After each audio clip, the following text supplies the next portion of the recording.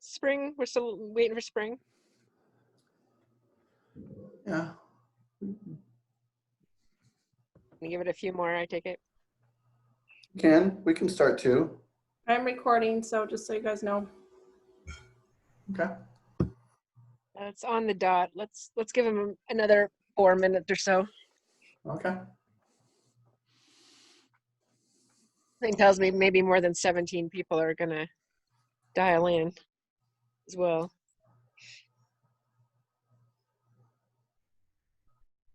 Or maybe not.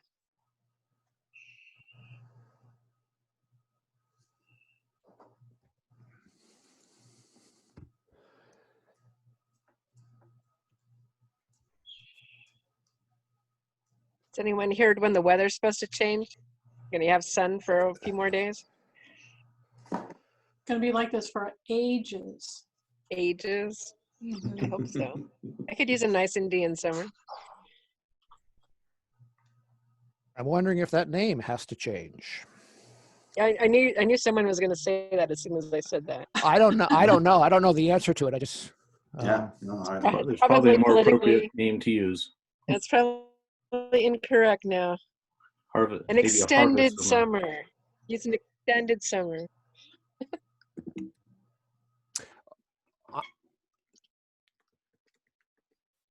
I have us 80 in Sunday through next Saturday, basically. Oh, good.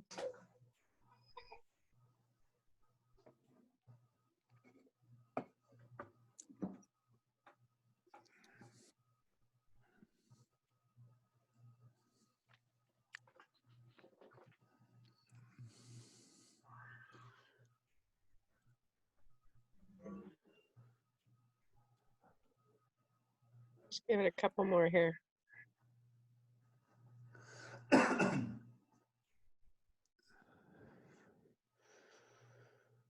I see spring. Hey, Spring. Spring, you're muted. Sorry, I'm just pulled into my driveway. Just got home from the ferry, so I'm probably gonna turn my video off here in a minute as I walk into my house and everything, just to warn you. But hello, everyone. That's great. Yeah. Welcome. Hello. All right. Well, Yeah. should we get started then? Sounds great. All right, it's 7:02 and we're going to call tonight's meeting of the Vashon Island School District Board meeting to order. And we need to have approval of agenda. I Do we have a approve. motion for that? I'll make a motion to approve the agenda. I second that. No. Okay, all in favor? Aye. Aye. Did you get that, Aye. Jody?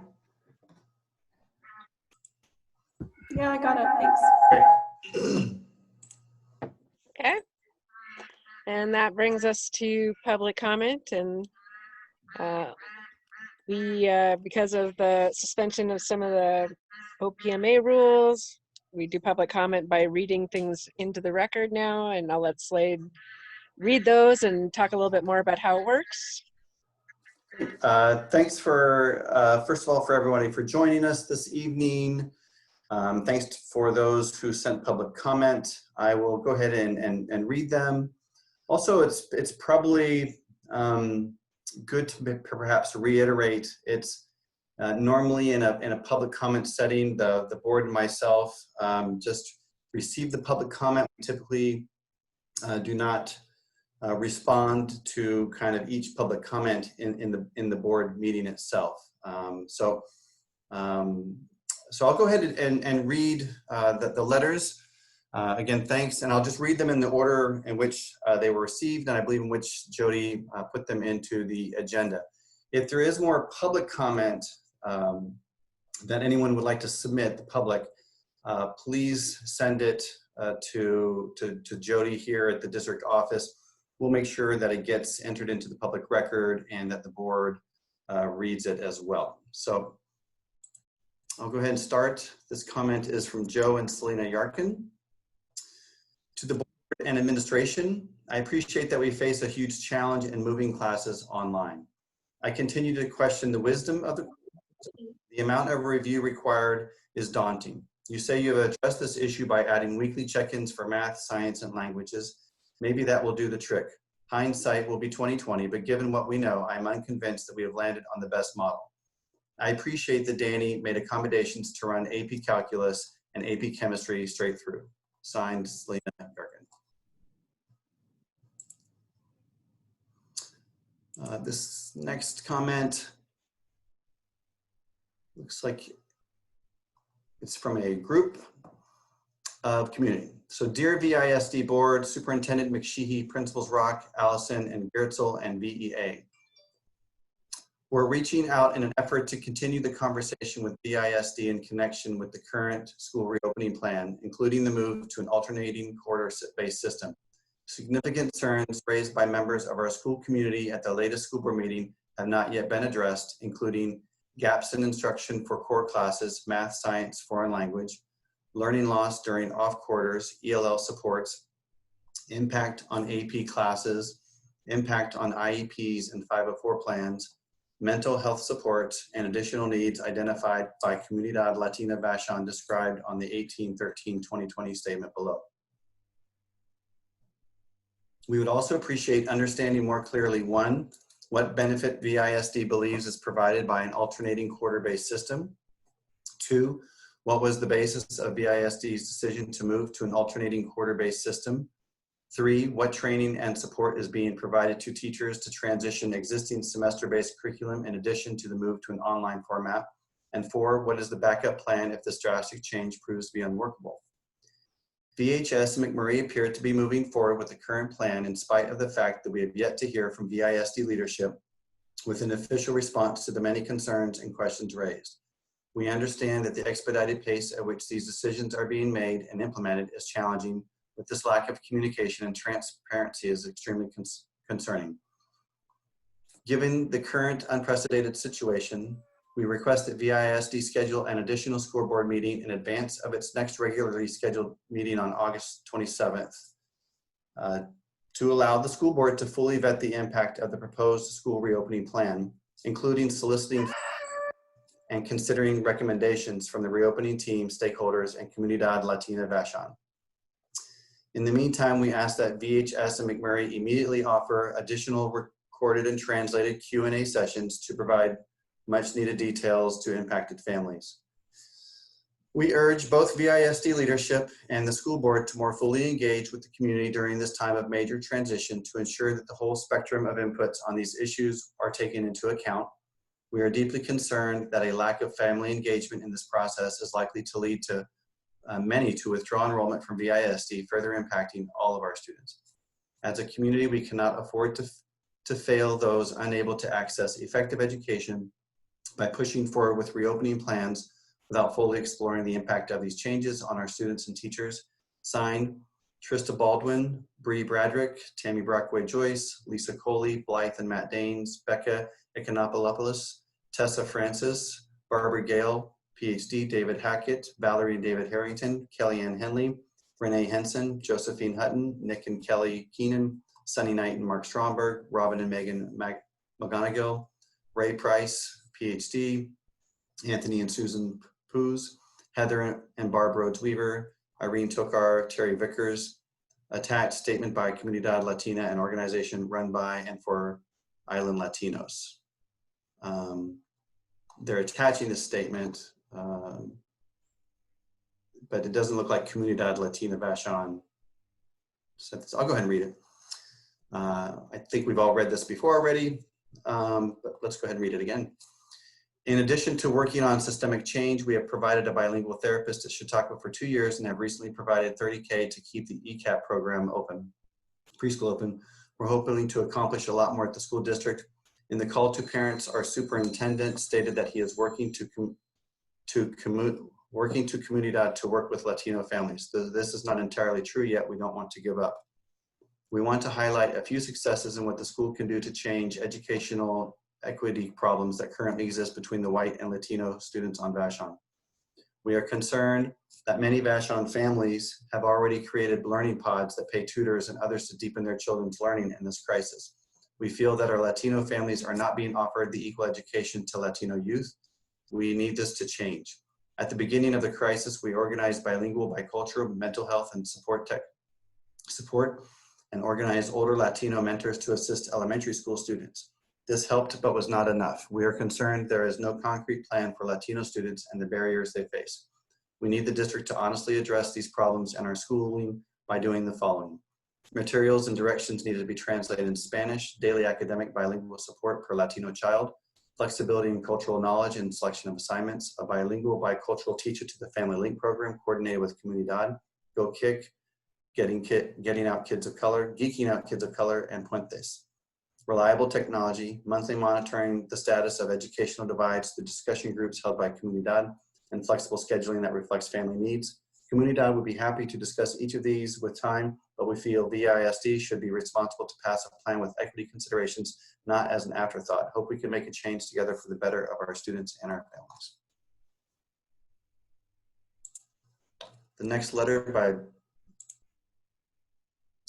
Blythe Danes. To the board administration, we recognize what an enormous challenge it is to move classes online. While we do not agree with the decision made specific to quarter format, our students will do the best they can with what is being provided. We recognize the weekly collaboration, what's working, what isn't working is important for the teachers, and look forward to seeing this in practice. What can we expect in terms of communication from the board throughout the next couple of months? We are asking for transparency early and often as we get into the year, well before our second semester. Thank you, Blythe and Matt Danes. Last letter. This is from David Hackett. Dear board, I have a simple ask of this board. At this meeting, you should debate the superintendent's proposed distance learning plan and take a vote. You should ask rigorous questions and demand complete answers. You shouldn't let answers slide by when they are supported only by vapid claims or word salads of educational terms. If you find yourself agreeing that the 2-month gap in learning system is a good idea, then go on the record and vote for it. If not, vote against it and demand the immediate submission of a new plan. Don't believe any claims that it is not possible to fix this problem. After all, the superintendent settled on his gap in learning plan just a few days before your last meeting, and he can correct it with just a few days more. Wisdom that comes late is better than wisdom that never comes at all. So far, your performance as a board does not impress. When I last commented directly to this board on August 13, 2020, I urged the board to exercise its oversight responsibilities and require the superintendent to submit an acceptable distance learning plan that complies with board policy directives. Unfortunately, the special meeting held later that day demonstrated that this board was unwilling to engage the public's concerns regarding the superintendent's decision to build automatic 2-month learning gaps into his distance learning plan, despite strong public commentary questioning its wisdom. In short, the board hid behind the superintendent's shirt tails, not even demanding that he actually answer the very few questions that board members were willing to ask.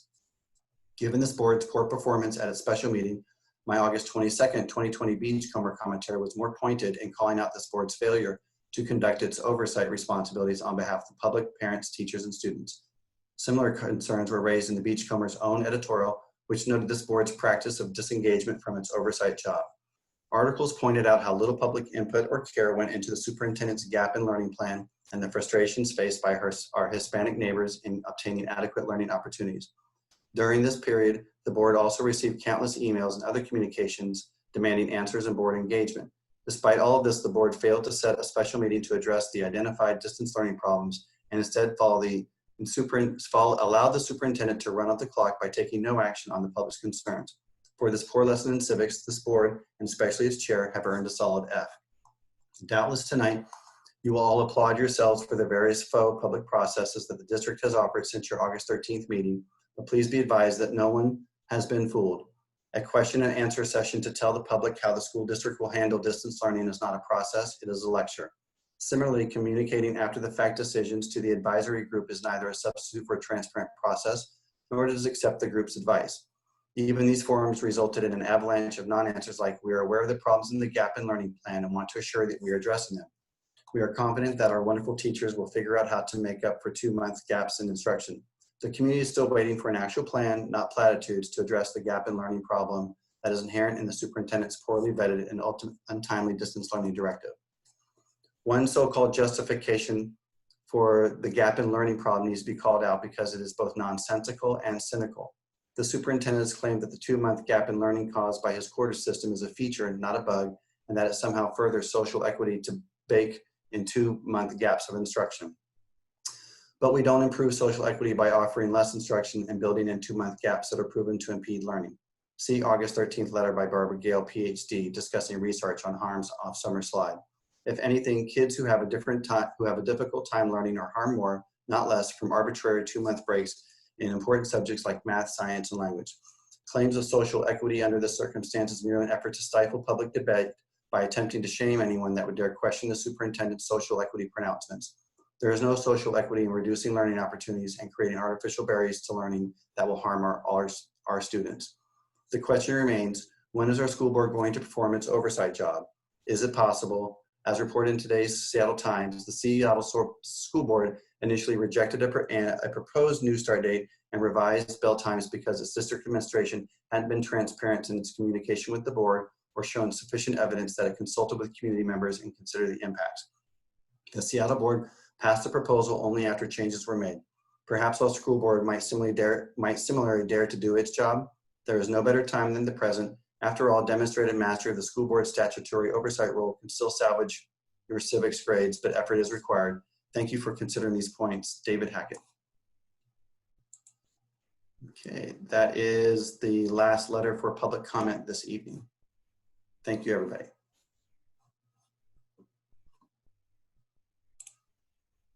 Go back to Zoom.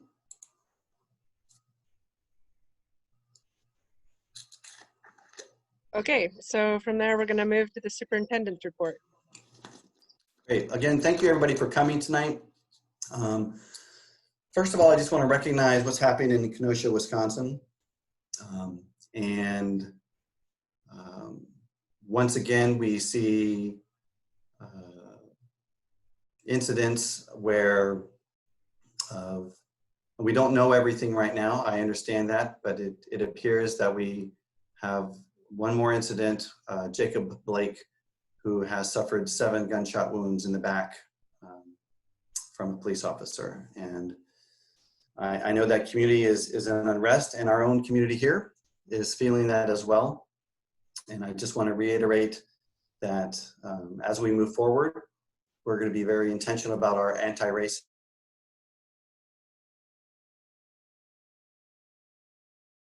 to our opening day on Tuesday, where Miss Joanna Chacon came and spoke to our staff on our opening day and spoke about anti-racist instructional strategies and her own story growing up. And if folks don't remember or know, she is actually the daughter of Cici Chacon, who was our custodian at the elementary school. And so I'd like to go on the record by saying that my heart and thoughts go out to the community in Kenosha and the family of Jacob Blake, but also my big thank you goes out to Miss Joanna Chacon, who came and shared her wisdom and her experiences and practices that I believe our teachers and our educators are going to move forward with immediately.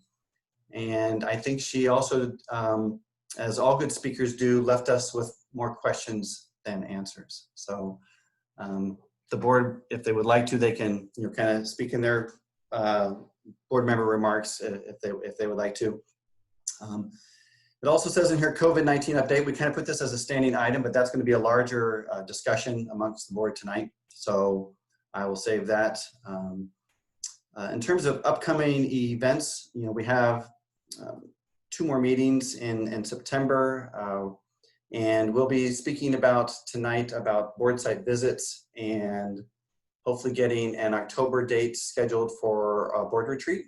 So hopefully we can kind of get our calendars out and get some things inked for that. And of course, I have a lot more to share with the board later on in terms of kind of what's transpired over this time. I'll end my board member remarks with a thank you to our community, especially those who have reached out to our building principals and with concerns around whatever opening plan and whatever situation is is situated with their own individual family. I appreciate that also families have reached out to me and we've been able to have conversations. I think public discourse and I think relationships are built on those conversations. And I appreciate those families who have reached out to Danny Rock, who have reached out to Greg Allison, who have reached out to Rebecca, and who have reached out to me. And we were able to share with them, maybe not always agree, but hopefully we created a better understanding and strengthen our relationship around the conversation. And as I stated in my commentary that was in the Beachcomber today, I do understand that the challenge around making all the thinking visible is difficult sometimes for families, and I fully take responsibility for that and apologize for the fast pace in which we have to make decisions.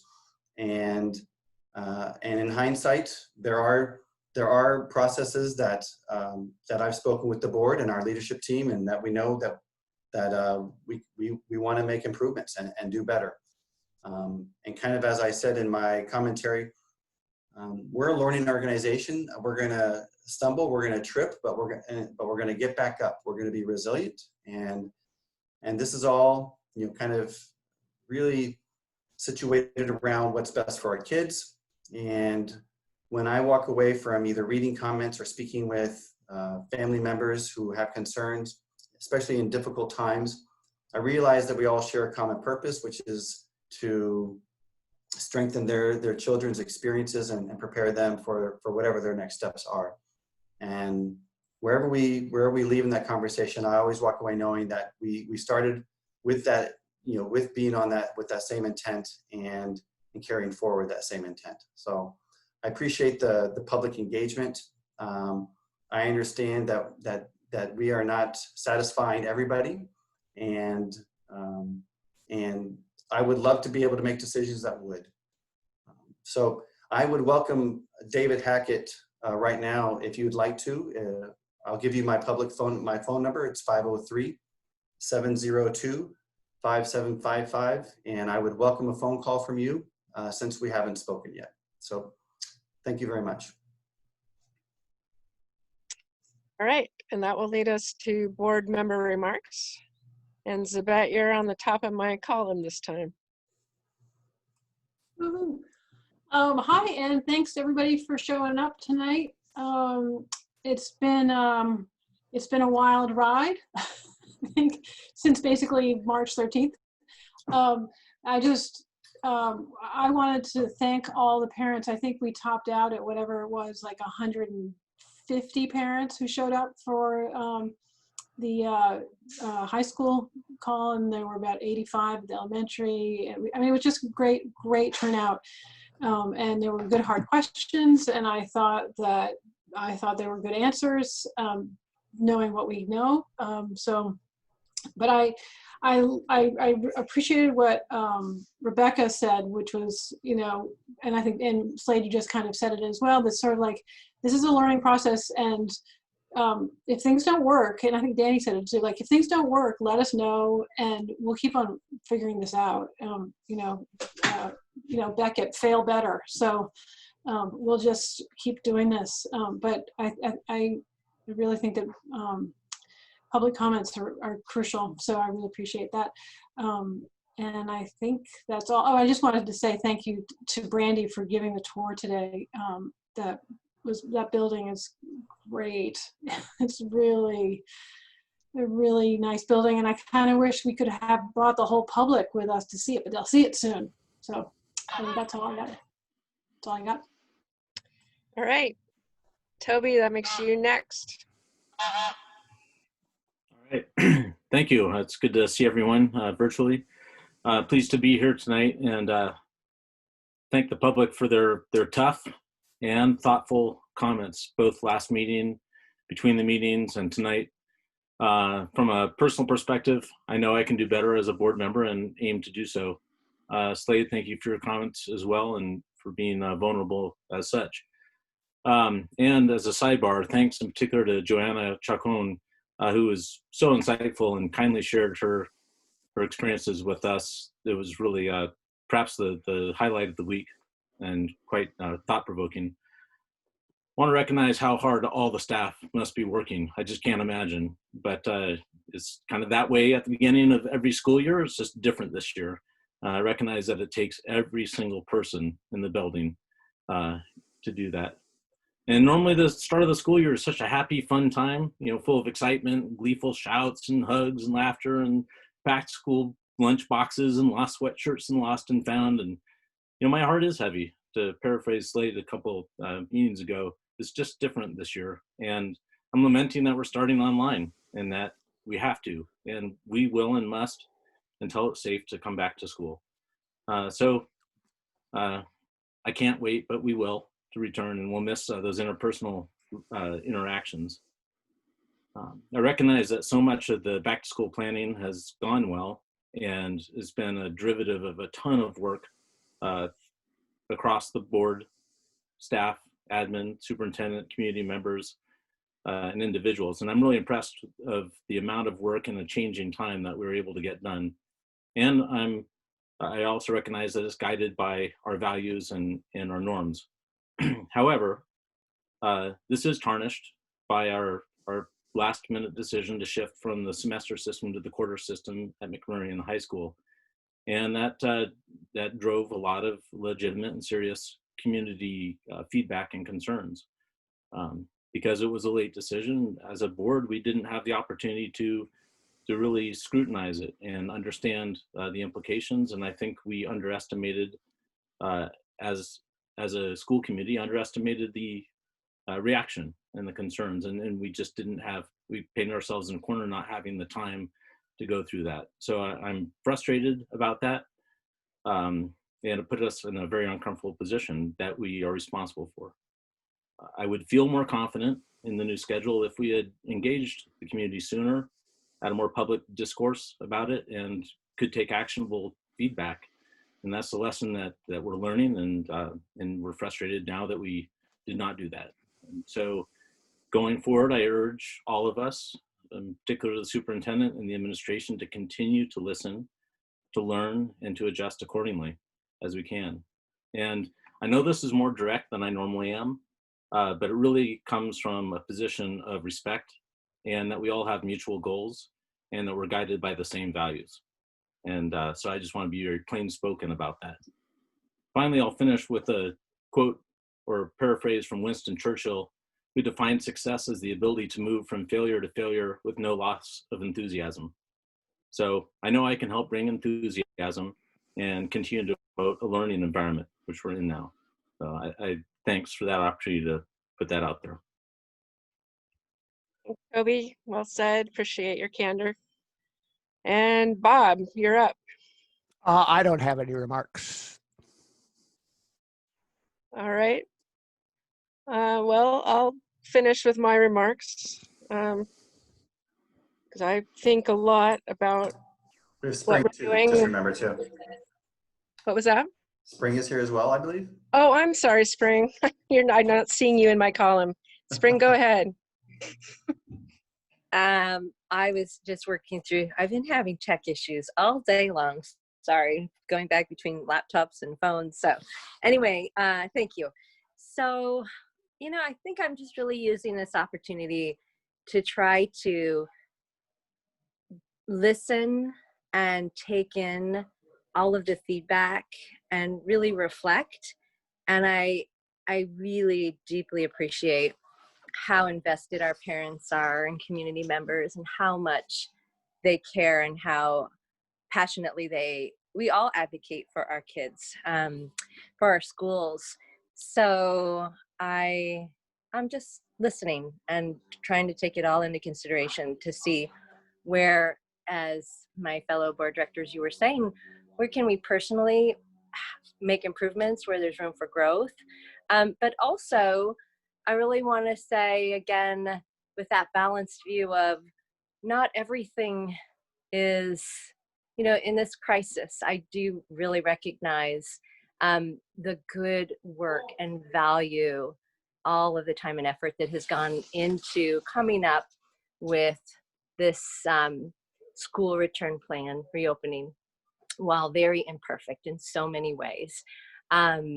it was done as carefully and thoughtfully as could be given the circumstances. So not sure I'm adding anything new there, but that's where I am right now. And I felt so happy, just have to echo, being able to be part of the kickoff event with the teachers and school staff. There was just such positive energy there. And I felt like it was a really wonderful way to carry forward the theme that I keep, that speaks to me so much, which is equity and excellence. And I think that is really what came through at the kickoff event. So I feel really appreciative of that, and Joanna Chacon for sharing her story, and for the wisdom of our administrators for bringing her into to that event. So that's it. Back to you, Reagan. All right, thanks, Spring. So I guess my thoughts for the week are gratitude for all of the work that's gone into the reopening plan. It's not one person's reopening plan. It's been a team effort. It's involved every aspect of the school staff. And I think we've developed the best plan for a set of sound reasons to try at the opening. And I think that, you know, there's been a lot of questioning about why don't we wait? Why don't we engage in even more public engagement? Why don't we delay the start of school so that we can do more surveys or different kind of surveys or have additional public meetings? And I think my own answer to that as a parent of 2 students at the high school, as well as a board member, is waiting. Waiting doesn't educate students, and the school district is in the business of educating students. Waiting doesn't help students and families find their way forward from here to a new set of whatever normal is going to be for a while into this remote plan. And waiting, to me, doesn't really add value, because I don't think the perfect reopening plan is going to materialize in the next week or 2 from somewhere. All the school districts in the region are struggling with these same challenges and time constraints and mandates from the Department of Education and the Department of Health. So I think each district is making its best selection based on the experience of its staff and its guiding principles, and I think that's what we've done as well. And I think we're prepared. I think our teachers and staff have reworked the spring plan into a whole new 2.0 version. I think you're going to find it a lot more engaging, and hopefully worked out a lot of the kinks. And we have teachers who are eager to re-engage with students. You know, that's what teachers do. They want to get together with their students. They've worked out this new plan, and they're eager to test drive it and re-engage students in a richer learning platform than what we had in the spring. So I think by doing so next week, by starting, we will be getting away from some of this anxiety about what might happen on the quarter system, what might happen if someone falls through a crack, what might happen if this student can't be engaged or connected. I think we'll be able to work with what is happening and adjust to it in real time, which I think will help really ease a lot of this anxiety and debate, which is well justified. I can't say I don't have a lot of anxiety as a parent myself. But I do think that when we're actually doing it, we'll be able to work in real time with it and respond. And if the quarter system turns out to not work for a majority of people, we're going to change it. But, you know, we're going to adapt based on what is actually happening and not be wondering what might be happening. So I'll appreciate starting for those reasons. And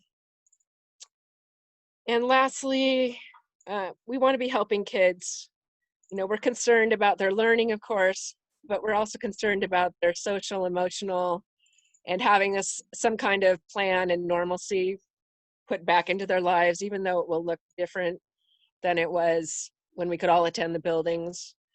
I think that's very important to get back into a routine of some kind. So I think that our opening will help us do that. And I just want to again thank our staff and our leadership for your creativity, for your courage, and for your inspiring public service during these extremely challenging times. And I know that, you know, as a team, as a community, we're nimble, we're creative, we're going to be able to make this work for our students. And I'm excited to get working on the actual problem and take it out of the theoretical realm and put it on the ground and start helping kids and start making this thing work for however long we're required to make it work this way until we can go back to being together in person. So that's all from me tonight. And with that, we will go right to the budget update with Kay Adams. Good evening, everybody. Joe, would you like to pull up the COVID spreadsheet for me? Hi, Kay. Hello, Slade. Would you like? Here's my background. I put Cancun behind me. I know. Good for you. Good for you. Dreaming of going on vacation one of these days. Mm-hmm. Okay. Is Jody pulling it up? She's trying to, yes. Okay. This is all going to be as of July 31st. I will always get these done after the end of the month, so we'll have the most current, all the monthly expenditures, so I can compare one month to another. The first bit, as you see, is the actual expenditures that we've had due to COVID. It's at $89,790. These are increasing weekly due to the needs of the families and just the things we have to purchase, the extra cleaning supplies. So that number will be increasing. The next group of numbers is our revenue lost. Food service currently is at almost $144,000 we have lost in food service revenue since March. We still have one more month of salaries to pay, so that will increase.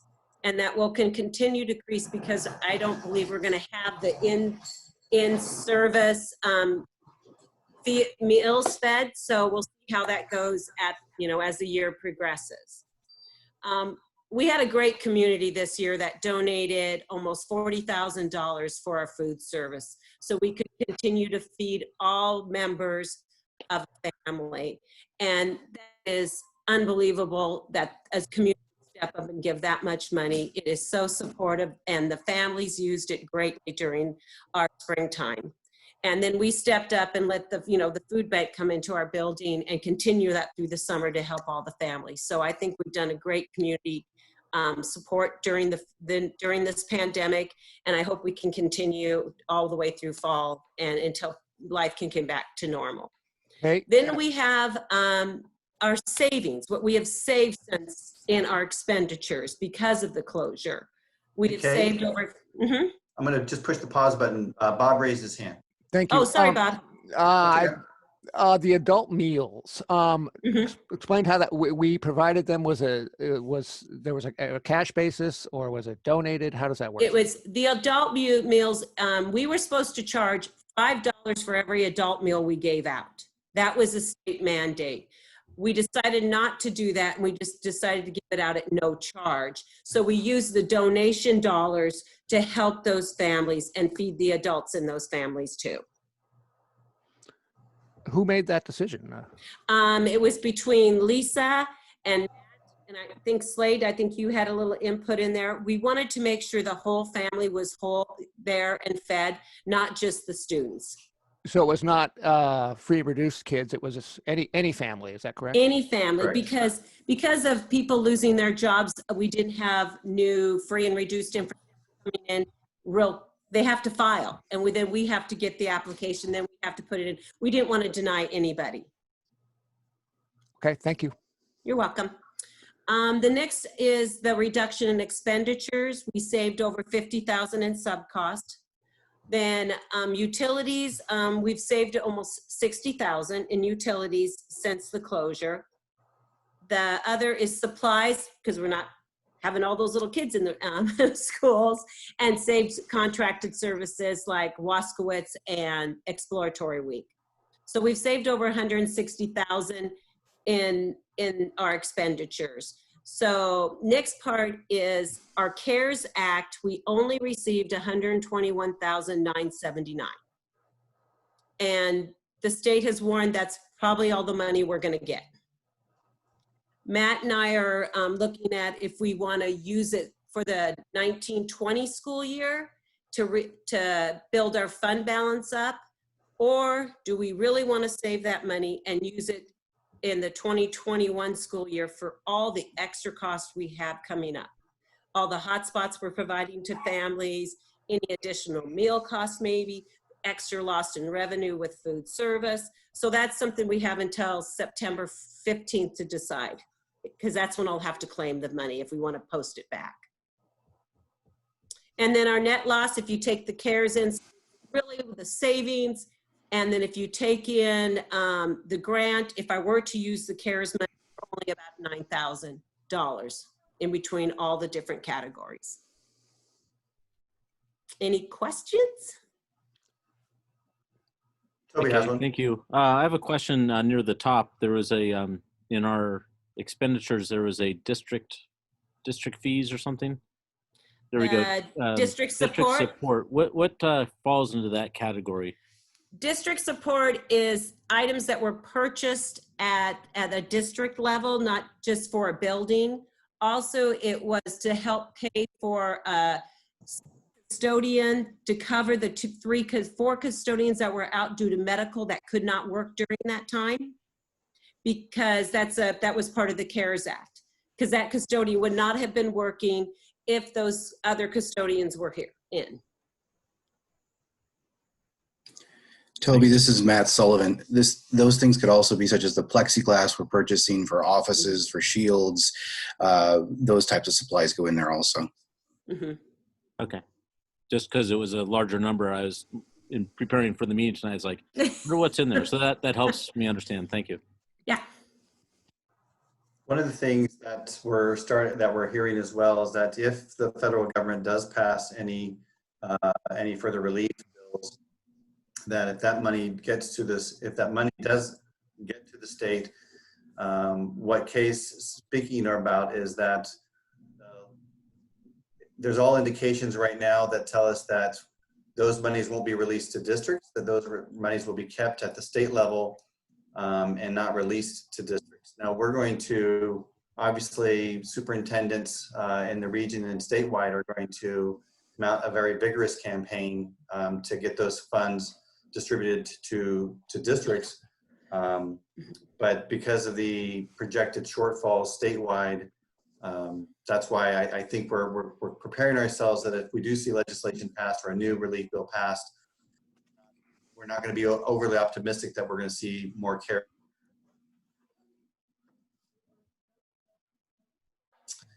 Thanks, Kay.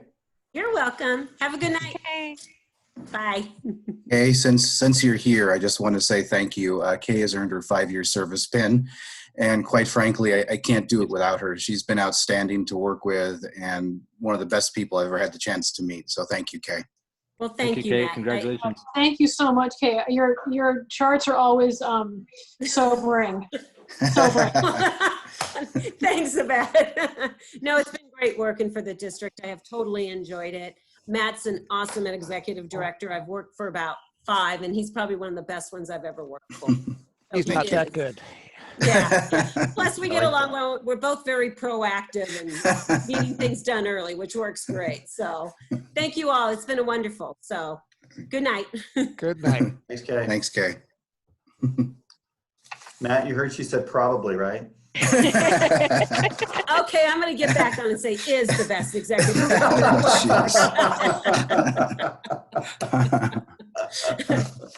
I'm still here. I know. All right. We're going to pivot from Kay to Matt then for our operations Great. Yeah, provided to you is our normal monthly financial report. This happens to be through the end of July. So about 91, almost 92% of our fiscal year. We're 11 out of 12 months. Expenditures come in about 90.6, a little bit under, as we suspected, as you saw previously with Kay's presentation. Things we just weren't and haven't been paying for because there's been no occupancy in our buildings. There's a lot due to that. Revenues are about 89.6%. And of course, it's a little bit under where we should be because once again, how the state provides to us what we call apportionment, but revenue from the state to support our school operations. And in May, you know, they give us about 5%, and then June we see 6%. And then of course at year end for us, which is the start of their new fiscal year, the state new fiscal year, we're seeing 12.5%. So a huge bump and jump. If you notice that in revenue line in regard to state apportionment, you see this incredible bump from a June to July, $1 million to 2.1 million. And that's that 12.5% that they give us in July. And then what you'll also notice is come August, once I present that next month, there's 10% more increase in that revenue. So you'll see this jump towards year end. Otherwise, everything looks fairly good. It's right where we should be, right where we're tracking. And as we thought, and we've heard from across the board, whether it be the assessor's office to other school districts to OSPI, the year end would be normal. Fall would be relatively normal with apportionment, with an eye on calendar year 2021, and we'll see what happens at that point. Any questions? Hi, Matt. I have a couple. Go ahead, Absolutely. Bob. I get this is 2021 question, so don't make predictions, especially about the future, Matt. So could you talk a little bit? I still don't think I understand. First question is transportation. Is it going to be based on actual ridership in 2021? And then secondly, could you talk a little bit about enrollment, what we know today, and if you could extrapolate what we know today into how you think it's going to roll out for the 2021, or I'm sorry, 2020-21 budget? Sure. In regard to transportation, like many things, like enrollment also, we aren't, paid, if you will, from the state until January for enrollment and February for transportation. Transportation specifically, February 1st, we have what we call STARS report. It's an acronym for, Student Transportation Allocation Reporting System. And so the fall is they will give us transportation dollars based on budget, if you will. But we better have kids in seats physically in buses come February, or the state will recollect money given to us. We receive about almost $850,000 regarding our ridership from the state. If we were to use that in the fall and we had no kids in seats in buses come February 1st, they would collect that money back. So we are not going to use that money, correct? Or we what are we? We are not using that money in the fall since we are distance learning and we have no kids in buses. Okay. Yep. And then the enrollment, I would probably defer to Slade in regard to enrollment at this point. It's anecdotal, but we're seeing, obviously less students enrolled across the district. I don't think we have a specific hard number at this point, but until we see the whites of their eyes, if you will, virtually at this point, I'm not comfortable throwing a number out there as to what enrollment deficit will be in, but we will most likely be in enrollment deficit. Do you have any sense at all for, are we talking 10, 20, 30, 40, 50, 60, 70, or 80, or? I think we're talking somewhere between 30 and 50. Okay. So that would be. Again, we've seen some students go out, but we've also seen some students come in. We've seen some students who originally wanted to be in Family Link and were able to get in Family Link. We saw some students be on a waiting list for Family Link, and they may come back. We're making the phone calls, every day to families to figure out what their intent is and if they have questions. So, but it is right now we'll start of next week. Our count day is going to be on Friday. So we'll start the 4 days of count Tuesday, Wednesday, Thursday. We just need a student to attend, one of those days in order to count. So it does give us some time to follow up with each family that it may be currently enrolled, but we don't see them. We're currently working through an attendance plan. Teachers will be taking attendance. There's a lot of flexibility because they can take attendance, whether it's synchronous or asynchronous. They'll be taking attendance through Skyward, and students use the Clever portal to access all their Google Classroom or Seesaw or other materials. Google Portal has an analytic that will actually help us identify students who aren't engaged or who aren't signing in, going through the portal to get on their meets and access their classrooms. So we have some tools to help us track that, and it'll be, next week there's going to be a lot of all hands on deck in terms of contacting and connecting with parents and families to have a better understanding of what's happening. It is a regional kind of a circumstance. I'd say we're kind of right on par with what I'm hearing, and so we're going to again do our best to capture and keep. I think we've seen more coming back right now after our Q&A sessions and after parents have had opportunities to have discussions with administrators. But Matt's accurate that I'm going to be hesitant to make a prediction. But I'm not going to be overly optimistic either. So I'm going to say 30 to 50, and we'll look forward to what that actually looks like next week. Okay, and I respect that. I get. Oh, totally, yeah. So could you? I know I'm jumping ahead a little bit, but if we were to require a budget adjustment, when would that occur, and when would that occur? If adjustment, what do you? If it's 50 kids, you got a $500,000 hole in your budget. Right. What's the process by which that happens, and when would you know? Well, obviously you know when the kids aren't showing, but how would that happen procedurally for this school district? Yeah, I think we're going to kind of go into a budget review process. We're going to have special meetings. We're going to have probably engage the budget advisory board again to take a look at our budget. This is what we talked about last spring in terms of what does protection look like, and so there'll just be lots of questions that we'll have to dig deep into and better understand. And we won't have a lot of dials to turn. I'll be quite frank, we are running pretty lean. And so I'm anticipating that wherever we end year end, that we would probably see a lower fund balance. That would probably be the most significant impact. We'd probably see a lower fund balance for the following, to begin the following year. I see more fun ahead for all of us. Mm-hmm. Sorry for the sarcasm. No, I do like that we have a process that we've established and used consistently over the last about 3 years.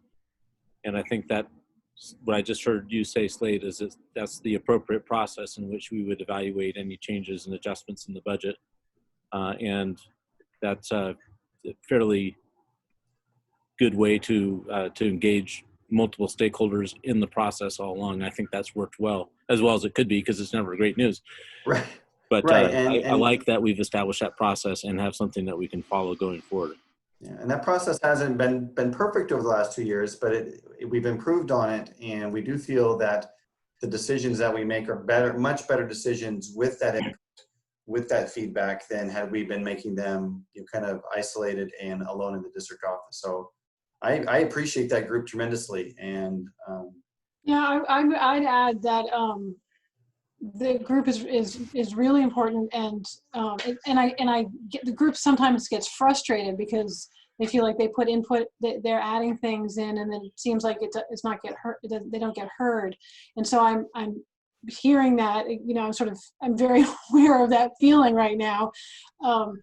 So I'm thinking that it's crucial for that group to come together and really be able to see the landscape of what's happening and anything that might be coming up, because I feel like the motto of this board is no surprises, and that would apply to that group. So That's my 2 cents on that. I would add that, every school district in the state is going to be in the same boat that we are. I don't know if the legislature will be able to do anything, but we're all going to be singing from the same sheet of music in regard to enrollment. So, We're not getting any new money from the legislature. yep, I would agree with you, Bob. No, we've gotten our share. Yes. Big. Sounds like the bet phone.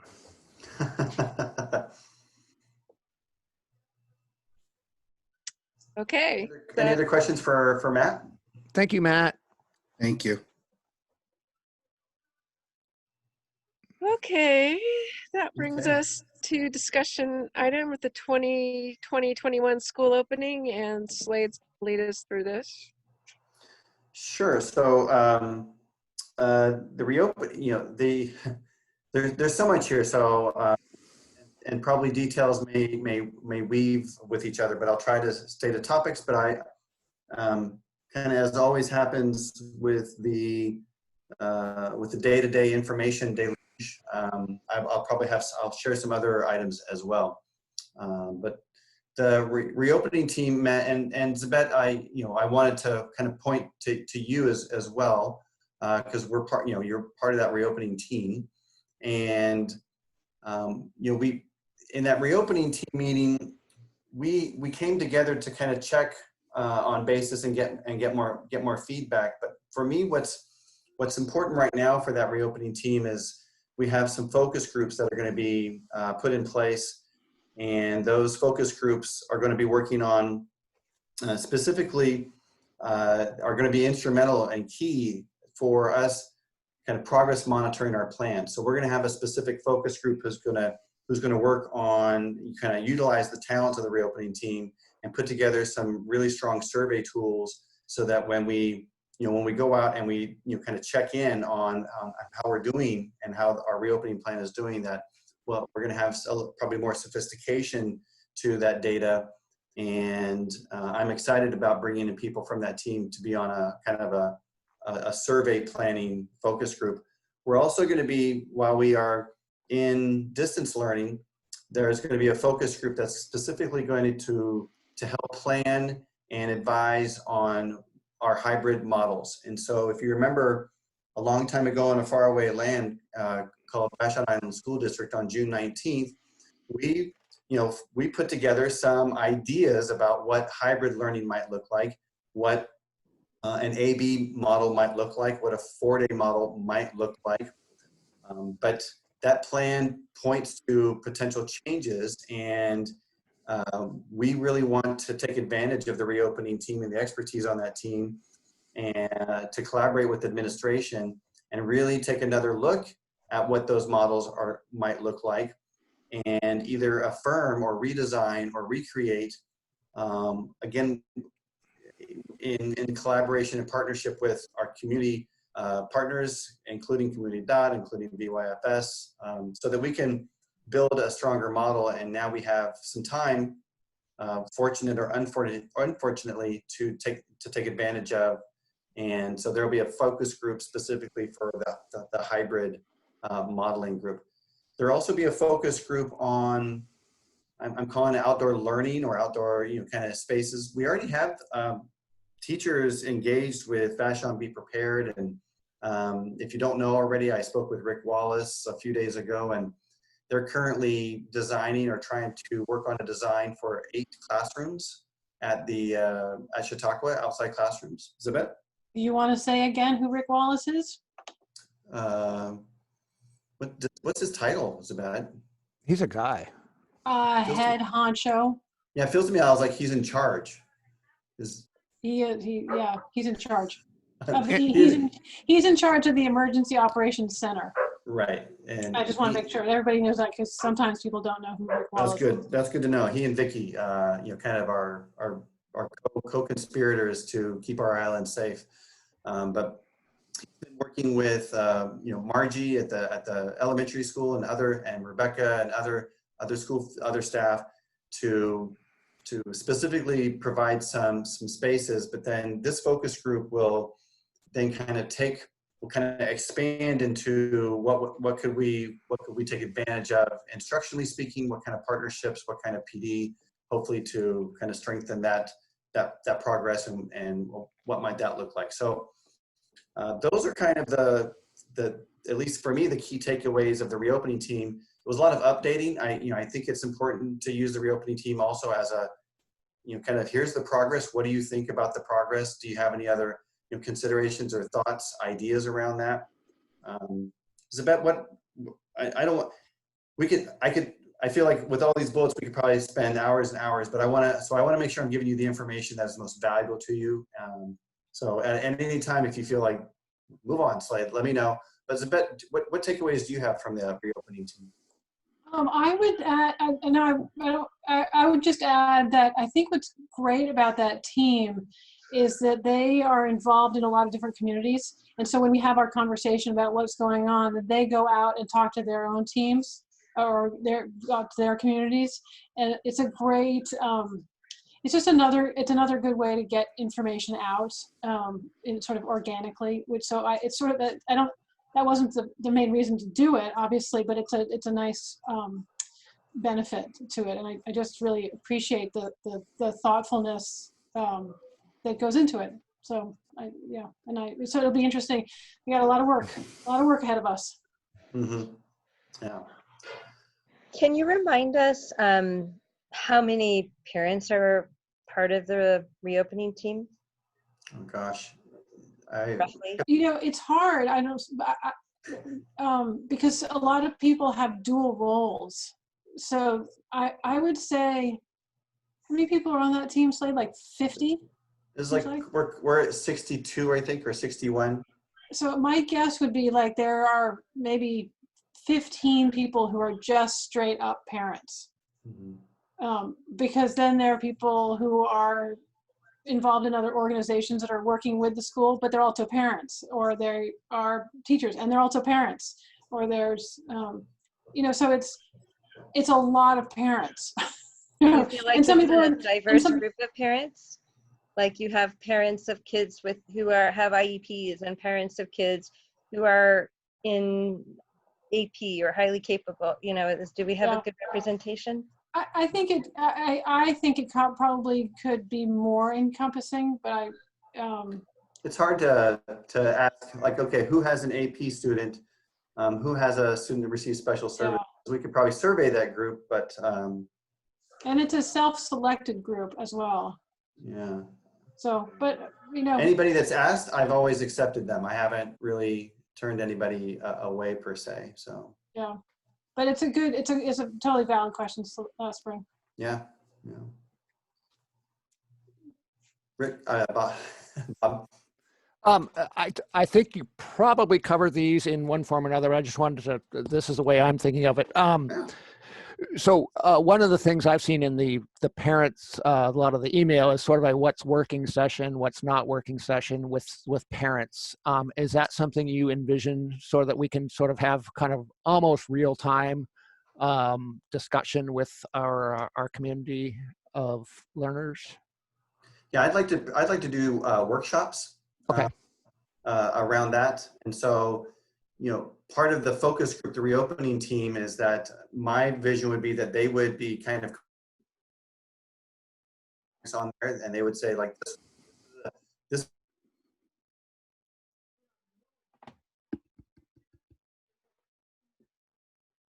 We're losing you, Slade. Frozen. I'm in charge. Yeah, your bandwidth is going down there. You're back. And you're back. Okay, second question, Slade, and I think you're planning on doing this anyways, but could we have, I expect you're doing this, regular, like a standing item on the agenda or in your remarks with sort of a standardized reporting on, there are several issues that come to mind, and I think all of us have our own pet issues or our own pet concerns. Thing like mental health supports, budget, connectivity, and tutoring. Those are a few that come to my mind that I would love to hear about on a regular basis. And if we, I don't know if you have metrics for reporting on them, but that's just my thoughts at this time. Sure. I think can you hear me now? Okay, I think what would be helpful for me is maybe to send out something to the board, Cool. like kind of an aggregate of that, because again, there's an infinite amount of details that I could share. So Do you want to just include that in the Friday letter that you do, or it's something separate, Bob? I was thinking, you know, it's because either way, but I think the advantage of doing it in a board session is that there's more you know, the public can watch and all that stuff. But I don't have strong feelings either way, Reagan. I just, there are some, you know, the connectivity is one I want to track and really understand. And then mental health is something, I don't know how you report on that, but these are just a couple issues I'm particularly concerned about, or interested in, I should say. I think we're going to have an ongoing, you know, opening and COVID report. And so I think those items can just be encompassed in that during the board meetings. Yep. That would be great. I would vote for that because if it gets put into the Friday letter, we're the only ones who see that. And I know the public would be really interested to hear what, you know, how it's going. I agree. Yep. Can I ask another question? Bob, were you done with your questions? Yes, thank you. I'm sorry, I'm trying to track everything, so pardon me if I missed something, but I was recalling that question that was, I think, a really important one raised by one of our parents, Think Blythe, asking how we would sort of, what was that process for being able to evaluate when we're making adjustments, you know. And I think, like Bob's saying, maybe there's certain things we want to really be monitoring, of whether that's mental health or what have you. But, you know, what do we have some sort of benchmarks or criteria that we'll be able to really look at, you know, more surveys, you know, attendance of our students, you know, there's engagement, but just sort of like, do we have a good sense of how we will be getting feedback from students, from parents, how it's going, where we're going to need to make adjustments other than kind of feeling our way through it? I'm sure you do, but I just need a reminder, I think, about what that might look like. no, we don't actually right now. We're focused on opening on Monday and Tuesday. So it's not that we haven't had that discussion. We know that we need to come back together, and we know we need to have, you know, staff engaged in that process. And so, you know, really the structures that I see in place to really zero down on those details could really come from the reopening team. And because that is a group that is really well represented across, you know, staff and the community. So, but we will be looking at things no matter what, like attendance. You know, we'll be looking at at some of those metrics. I think doesn't really that tells us something, but not everything for sure. I think there's when we think about how we're gonna do this assessment in real time, I think we want to be proactive about it as much as possible, rather than assume no news is good news or wait for people to send complaint letters. I think we need to have people within the district system who are reaching out proactively to contact some of these, especially, you know, the IEP special ed students and the communities of color students and the, you know, the high cap, and just, I think we need to have an active touch, especially on the first month or two as we get it going, so that we're not just passively receiving information or not receiving information, but actively, as much as possible, seeking out information, whether we do that with a survey or phone calls, or I don't know what the best way to do that, what the most feasible way to do that is, but I don't want to sit and think that everything must be going fine because we're not hearing a lot. I think we need to be sure that we're seeking out feedback as much as waiting to receive it. Yeah, that's Agreed. no argument there. Okay, let you move So, along. Just to let you know, so Latino community outreach and advocacy. So we put some systems in place, and I met last Monday with our parent leaders and the other leaders of Comunidad, and we met for an hour and a half and had a great discussion. And Sally was there, and I met a new member, well, new to me. Her name is Nicole, and she's from Fuentes, who works with our Latino community and mental health supports. And so that meeting was productive. And Sally had already shared with me the interests of the Latino community, and in terms of tech supports and tutoring and culturally relevant curriculum, translation services, and someone bicultural and bilingual at Family Link. Thomas did get back to me, and they do have that capacity. They do have a staff that can work with bilingual families who is bilingual and can work with Latino families. And we are right now. There's no our focus right now is our primary focus is around access, kind of what Bob is talking about, and we have a really I want to just highlight and welcome two members who are kind of expanding roles in the district. You may know Sarah Hamill. She is going to be coordinating ELL services K-8.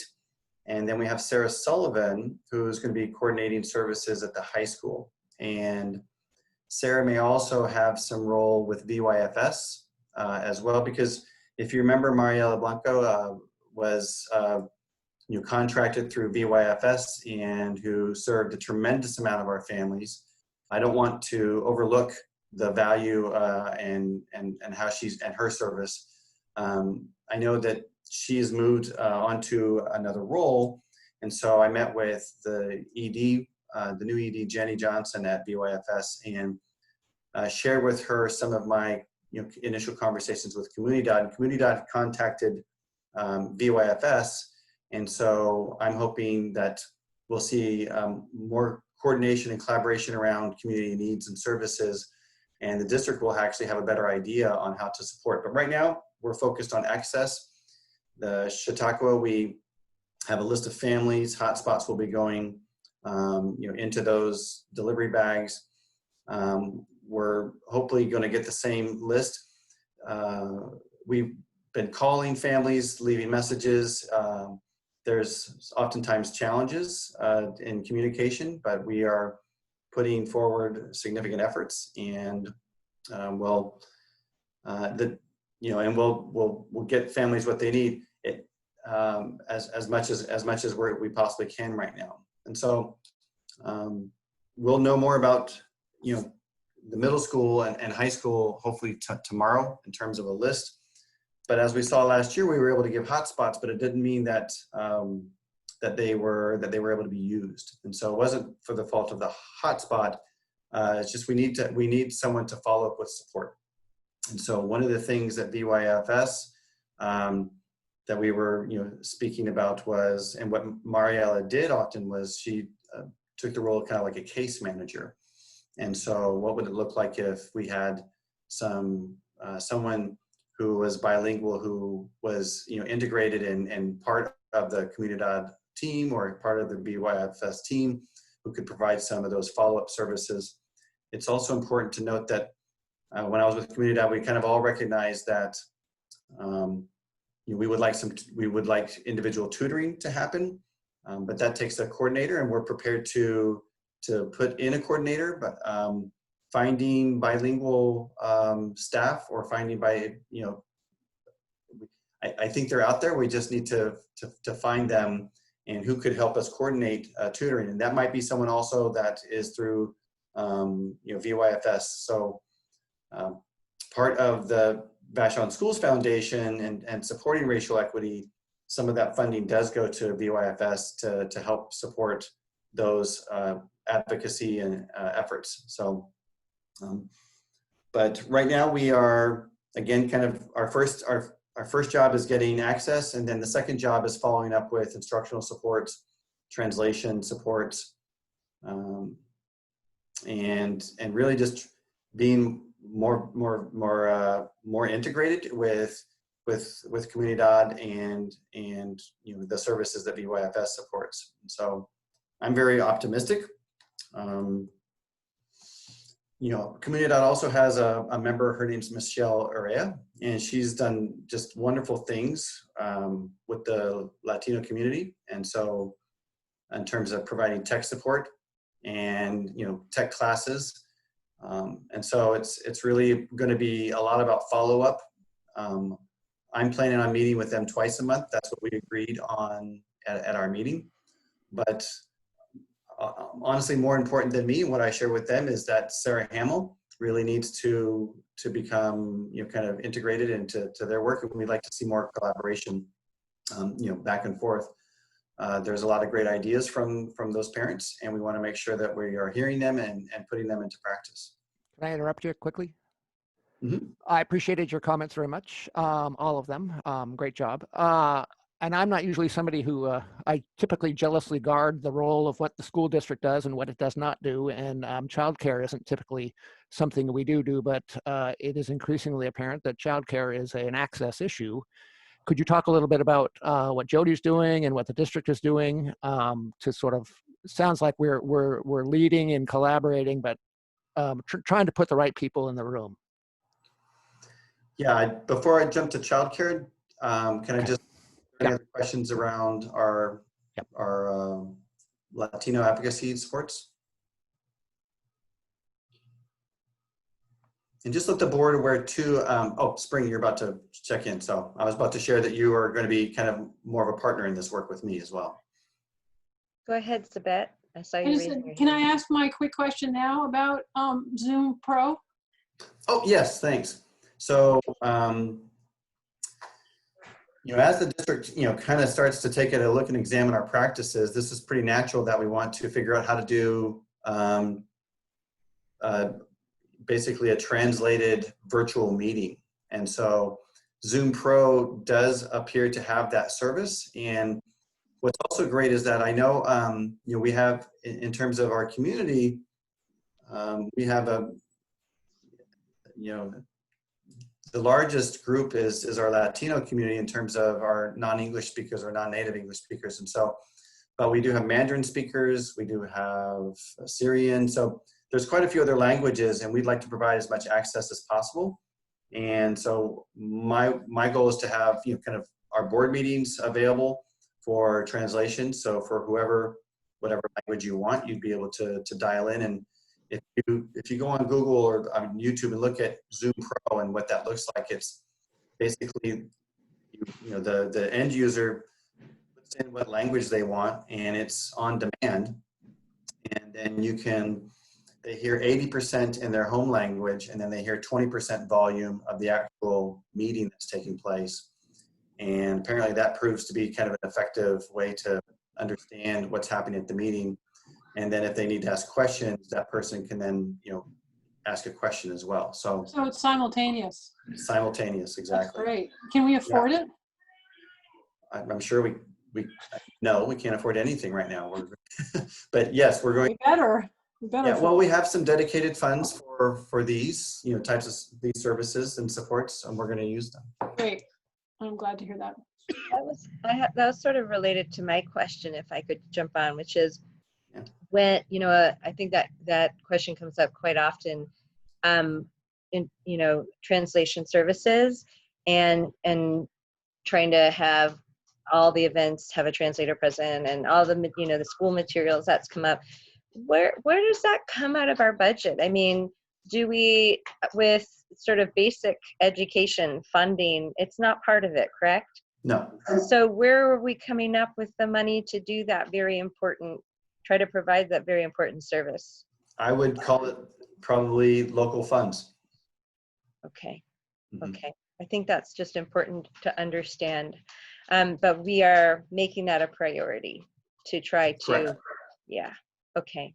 Right. And I had already told Slade this just really quickly, and Zabette knows, but we're having a like a community-wide parent meeting for Parents and Friends for Racial Equity. And then we're gonna try to capture as many questions and concerns and priorities from all parents who are invested in anti-racism work and racial equity in education, and then be able to bring that to the very first district-wide meeting that's coming up. That Slade has scheduled all our meetings out for the next school year. So I'm feeling really positive about that, and thankful to Slade for getting that all going. And I'm sure he'll keep reporting in about all of that, but Sure. just a sidebar on what we're up to. Spring, do you know how many of our Latino community members are going to be part of that meeting that friends and family? Yeah, that's so there's definitely people who are in the committee who are bilingual, which is really nice. So I think I know we're gonna make every effort to try to extend that invitation and reach out and one-on-one invitations. And maybe if you want to help me connect with Cynthia Ramos, I don't know her very personally. She's come to some of the racial equity meetings, right, with the district? Yes. Okay, good. So I've probably met her once or twice. And she's part of the reopening team too. She is. So, but thank you for mentioning that, because it would be really important if we could have a translator and invite those families and have them be there. So yeah, stay tuned. Yeah, I'll help out what I can. And then Bob, your question was, sorry, go, we'll pivot back. Sorry, you're on mute. Most people like me that way. It was a poorly formed question, but could you talk a little bit about how we are engaging to the extent we are capable of ensuring childcare for those who need it? Okay, right, exactly. And so, so Jody has now kind of taken on a new role as our, kind of community childcare liaison. We are no longer, providing funding, we were never funded for, but we're no longer providing funding for or trying to support the actual existence of a child care that is our district child care. We partnered, over the closure with Vashon Kids and put some financial resources toward that, but no longer the part of the governor's proclamation and mandate that as it was earlier. But we are tasked with trying to provide as much coordination and support and resources or access to those resources as much as possible. So Jody, has been reaching out and basically aggregating information. And if you saw the article in the Beachcomber today, I don't know if you did or not, but most organizations on the island who are offering childcare have significant wait lists. And if, again, our community doesn't understand, kind of why is childcare able to bring back students, but the school isn't, that's usually a question that I do get asked. And they are operating under separate guidelines. They're not really, I would say, more stringent. They can bring back they can have 22 students or 22 children back at a time. But the reason why they're given more allowances, they've had time over the last summer and over spring to demonstrate that if they follow the same, these mitigation practices and strategies, and they've had very low incidence of disease activity. So we may get to a point where some of that learning and that research, kind of bleeds over into the school system. But again, these organizations, have 80, 20, much fewer students. And there's also the assumption that if schools were to open up, that because, we're a much larger organization, the risk for disease activity significantly increasing is much greater, obviously, in our large organizations. And so, in a nutshell, we aren't able to provide childcare. That's not the role, like you said, of the school districts. Some districts who have already childcare are continuing with those childcare programs, but most districts typically don't have a childcare program and will not be. We are one of them too. I take it the constraint is not space so much as adult providers, correct? Certificated providers. Is that the constraint on Vashon Island? Yes, I've heard Vashon Island called a child care desert. There are some providers, but there aren't very many of them. So okay, because we got space. Yeah. What's happening with Camp South? Yeah, Rick Taylor and Carrie, I think I have your first name correct. I apologize. They are bringing back groups of 22, and they have outdoor pavilions. And I think I heard from Rick that they want to try to bring back up to 100 students. Please don't quote me on that. Like all together, but obviously following the guidelines. And but what's great about Camp South is that they're offering these opportunities for younger students, K-5, and then some afternoons for middle schoolers. But they're offering kind of a time that's structured around the school schedule. And so Rick collaborated with Rebecca and worked out a schedule where they will have some online supports because they have good connectivity out there. Apparently, they're going to have some online supports so students can engage in the instructional part of their day, and then in the afternoon, if need be, still do the kind of specialist time, and then maybe connecting with teachers via their office hours. But they're also doing some typical camp programming. So, and aren't they offering like a sliding scale or subsidies or scholarships? Yes, they're offering it on a sliding scale. My understanding though is that I don't know if they're. I talked with one parent while we were both getting some Syrian food, and she said that they also have a waiting list now. So, but I don't know how they're growing the program, if they want to expand it and provide it for more families. So that's what they said on Facebook. That on Facebook, they commented that if they had enough families, they would try to expand the program. Right. So. Yeah, he said he has 20 outdoor pavilions. So they have significant facilities there to do what they would like to do. So, but they've been great partners in terms of and I think they kind of pivoted in a short time to make this happen. So I really appreciate what they're offering there for our families.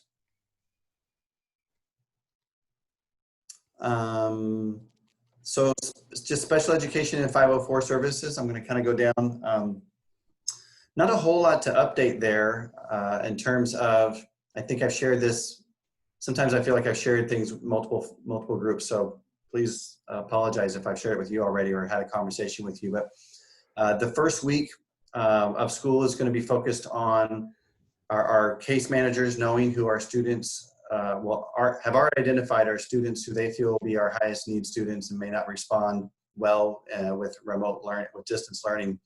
And so the priority is to have those parents and those families come in into an IEP setting, and for the case manager and those, kind of all the stakeholders in the IEP would then determine what level and what kind of services would be appropriate.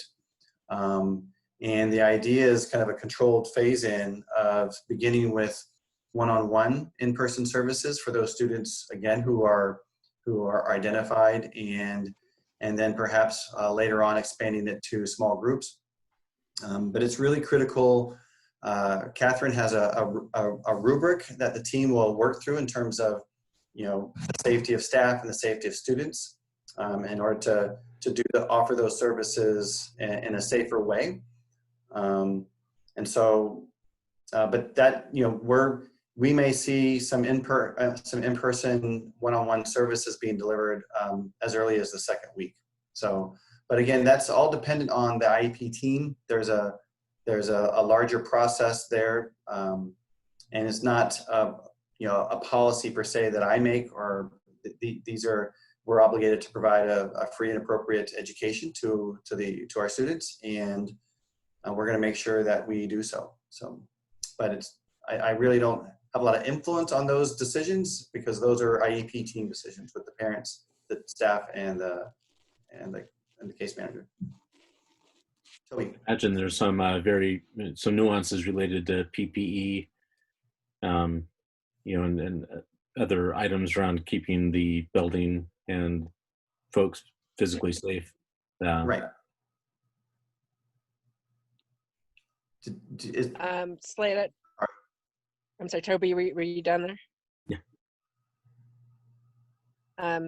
I guess my concern is, I think some of that work with identifying students that might need to come in person earlier and reevaluating their needs is going to mean reevaluating their IEPs, and I'm concerned about the potential time delays there between being able to actually deliver services and having to reevaluate and go through the paperwork process of the IEPs, and sometimes that creates a kind of a lengthy delay before things can really begin to happen on the ground based on whatever's recommended in the learning plan. So I'm not quite sure about how best to address that, or whether Catherine's got the resources she needs to work through that paperwork aspect as rapidly as possible, so that we're not into like the second quarter before we're really servicing kids that have needs identified in the first few weeks of school. Mm-hmm. You're right. I recognize, I'm with you on that. There's kind of three types of IEP meetings: long ones, really long ones, and then really, really long ones, because of the bureaucracy and the paperwork involved. And you can definitely sometimes feel like we are trapped within a system that's not directly positively impacting the family and the student. So I do understand that. I know that this is more, I can't put words into the IEP team's mouth and what works for is what each IEP is going to look like. I'm anticipating more of a desk review of the IEP. These aren't full evaluations. It's not going to require an evaluation. It's basically, you're looking at we have information from the spring, and so we can take a quick look at current levels, and then make determination from there, and then use the rubric tool, to determine what kind of how to bring back a student if they determine that a student would benefit more, or that distance learning wouldn't work.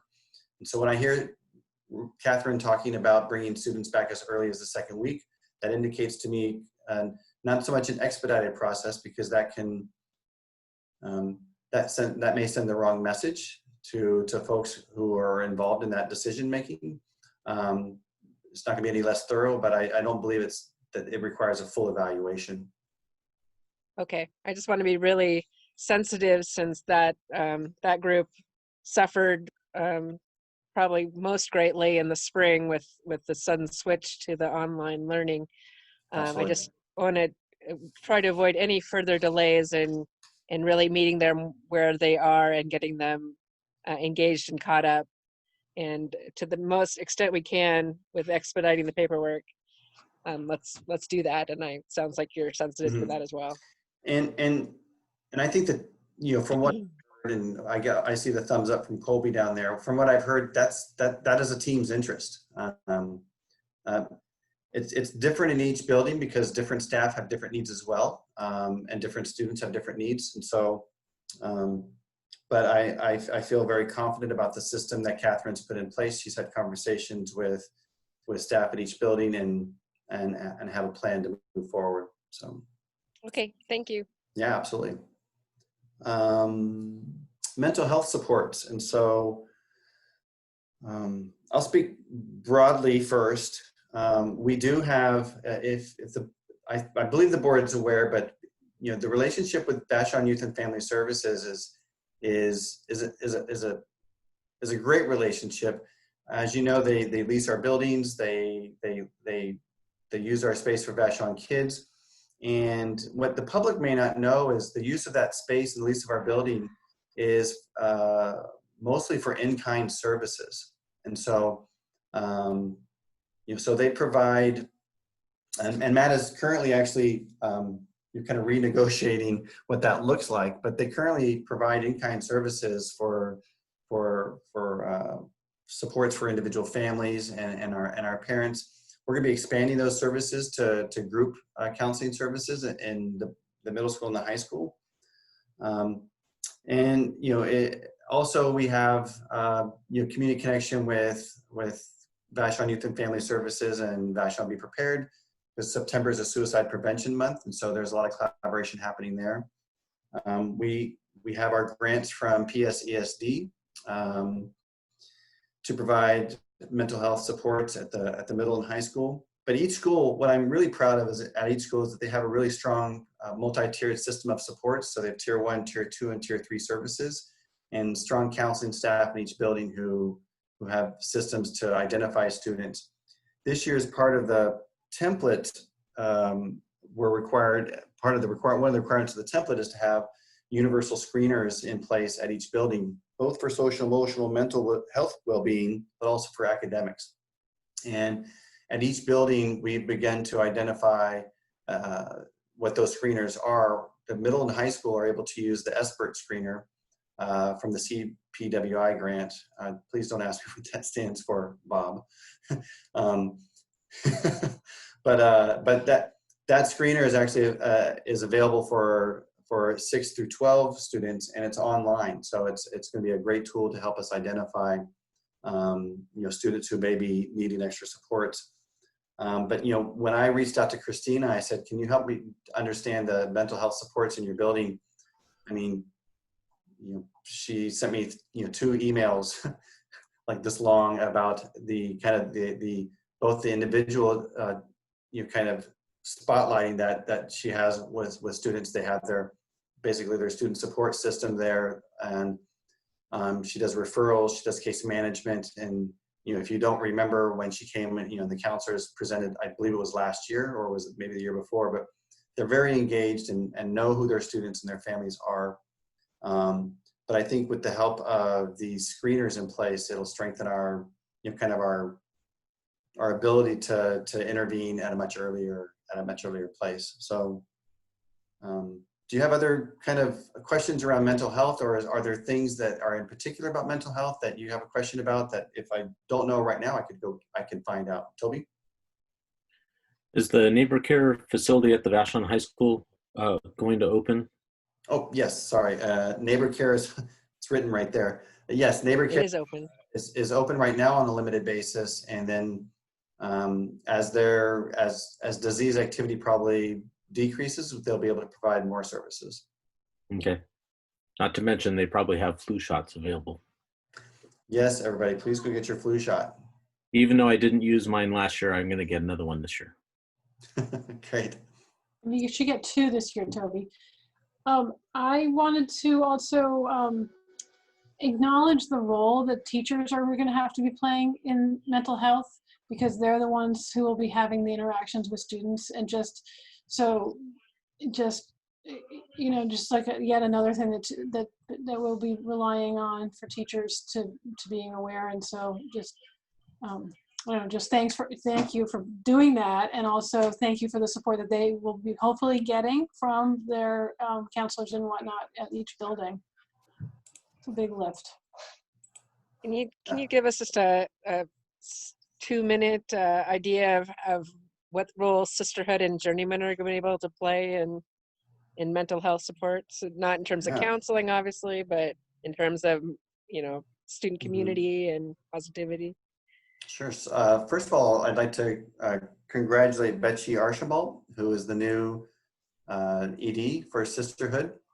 And wasn't that long ago when sisterhood was very small, with just a few staff members and community members who really saw an opportunity to work at strengthening the resilience around our young female students. And so They've now grown and have their own ED and an organization that is well placed, similar to Journeyman. And so they've been in communication with me all along, which has been wonderful. And they are in a position because, well, they're not a school, but I've let them know that the way I interpret the decision-making tree is that you can serve groups of students who demonstrate need and that remote learning may not be working for.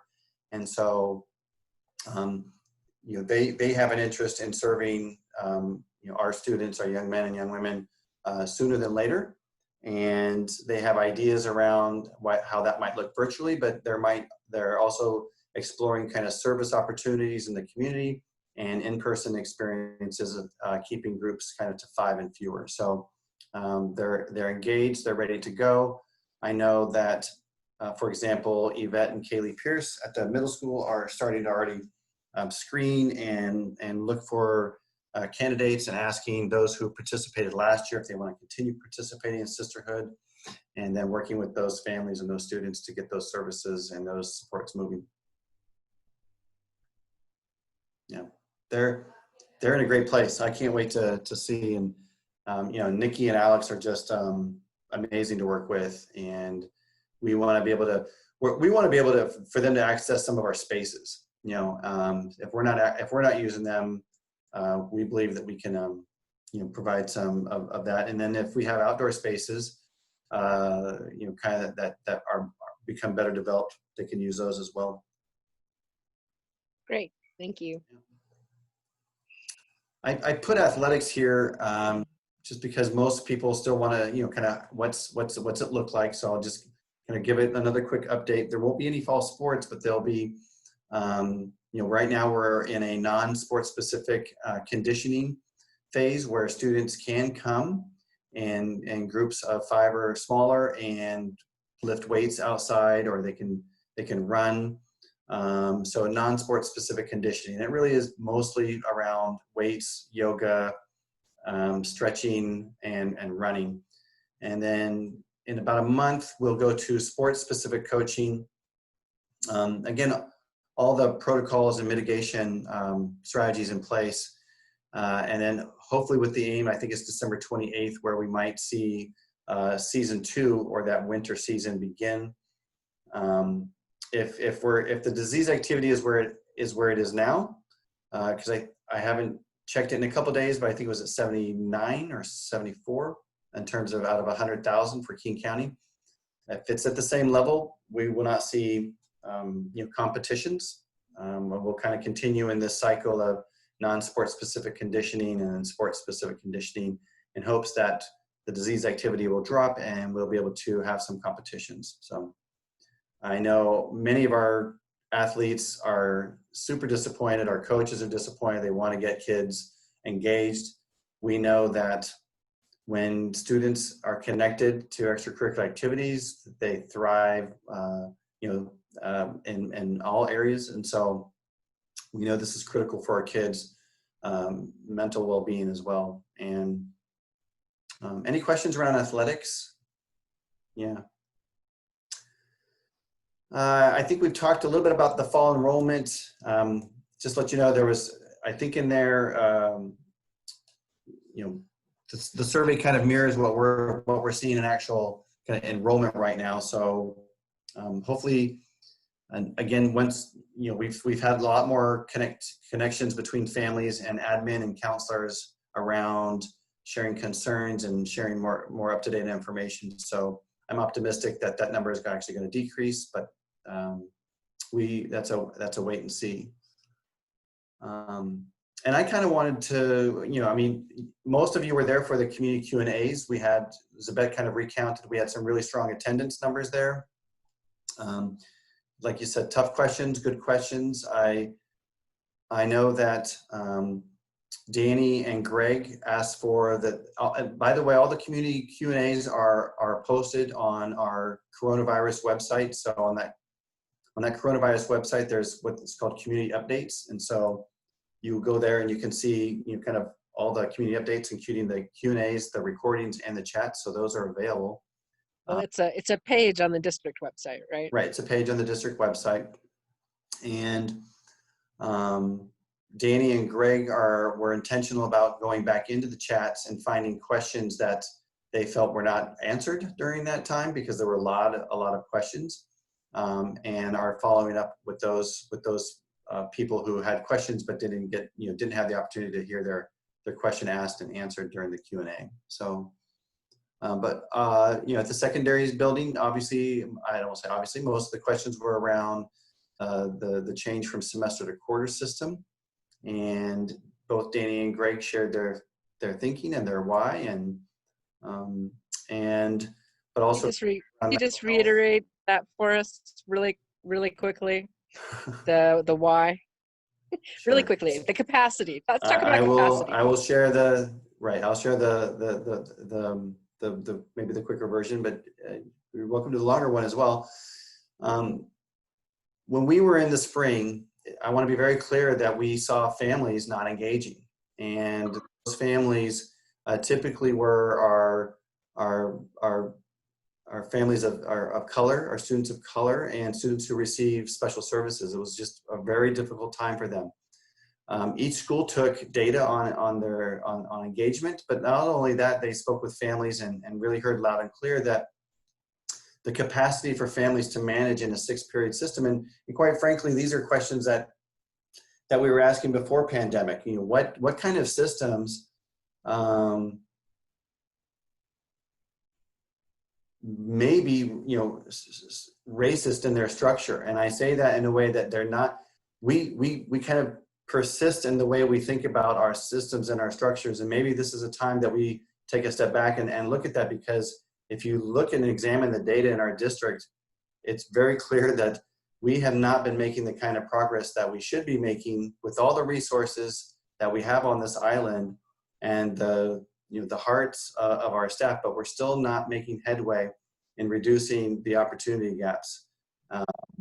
And so we made a very kind of bold and ambitious decision to really minimize the system for these families, and hopefully also the number of students that a teacher is teaching in a quarter, so that more energy can be put around engaging our families and supporting them in this process. We have heard a lot from families who feel like this does not work for them. And quite frankly, we feel like, and we've heard some from families who said, if I'm so glad you went to the quarter system, because I would have had to have homeschooled or done something different, because 6 periods would have never worked for my student. So it's not like we're not hearing affirmation of this as well. And I think that's why it's important to get information. But I feel like our families of color and students who struggle, those are the ones least likely to speak up. And we typically don't hear from them.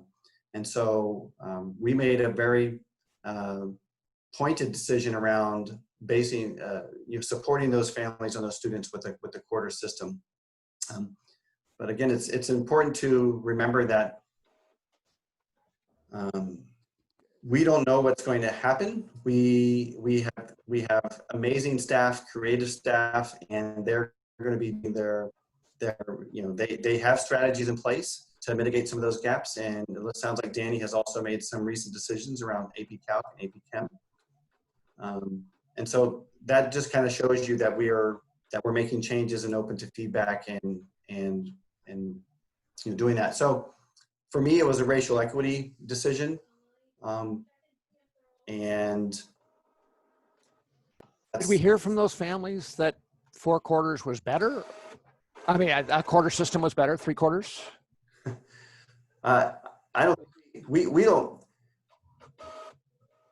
We heard from them that it was too much, that we didn't hear that 3 quarters was better. So that, we're also kind of trying to work within the strengths of our Skyward system. Okay. Which again is making me wonder about all of our systems and are we working in a system that perpetuates this, and what do we need to do to change it? And so I think what we're seeing too with Community Dot is that we want to be in a more of a co-design and co-create posture. I want to see them represented in, as parents on our reopening team. I want to see more representation, quite frankly, like on the Vashon Schools Foundation. Where the organizations that drive some of our systems, we aren't seeing that representation. And so it's becoming clear to me that we need more of that. But in terms of a 3/4 system, these were debated among staff, and not all staff felt like that was going to be the best decision either. But in the end, those who spoke with those parents and gathered that engagement data and felt that that was going to be the best process to move forward with. So in short, to make it super oversimplified, it's not just a matter of choosing the most desirable academic model in terms of avoiding learning gaps, et cetera. It's also about making sure that we're able to access as many of our students as possible and have time built into the system to address their needs, and not have the system so packed from start to finish during the day that there's no allowable time to meet them where their needs are, whether they're special needs or they're English language learners or they're highly capable and they want additional supports.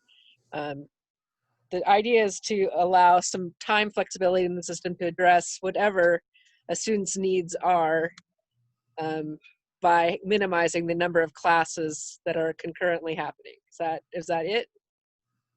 That's it. Thank you. Spring, you had your hand raised.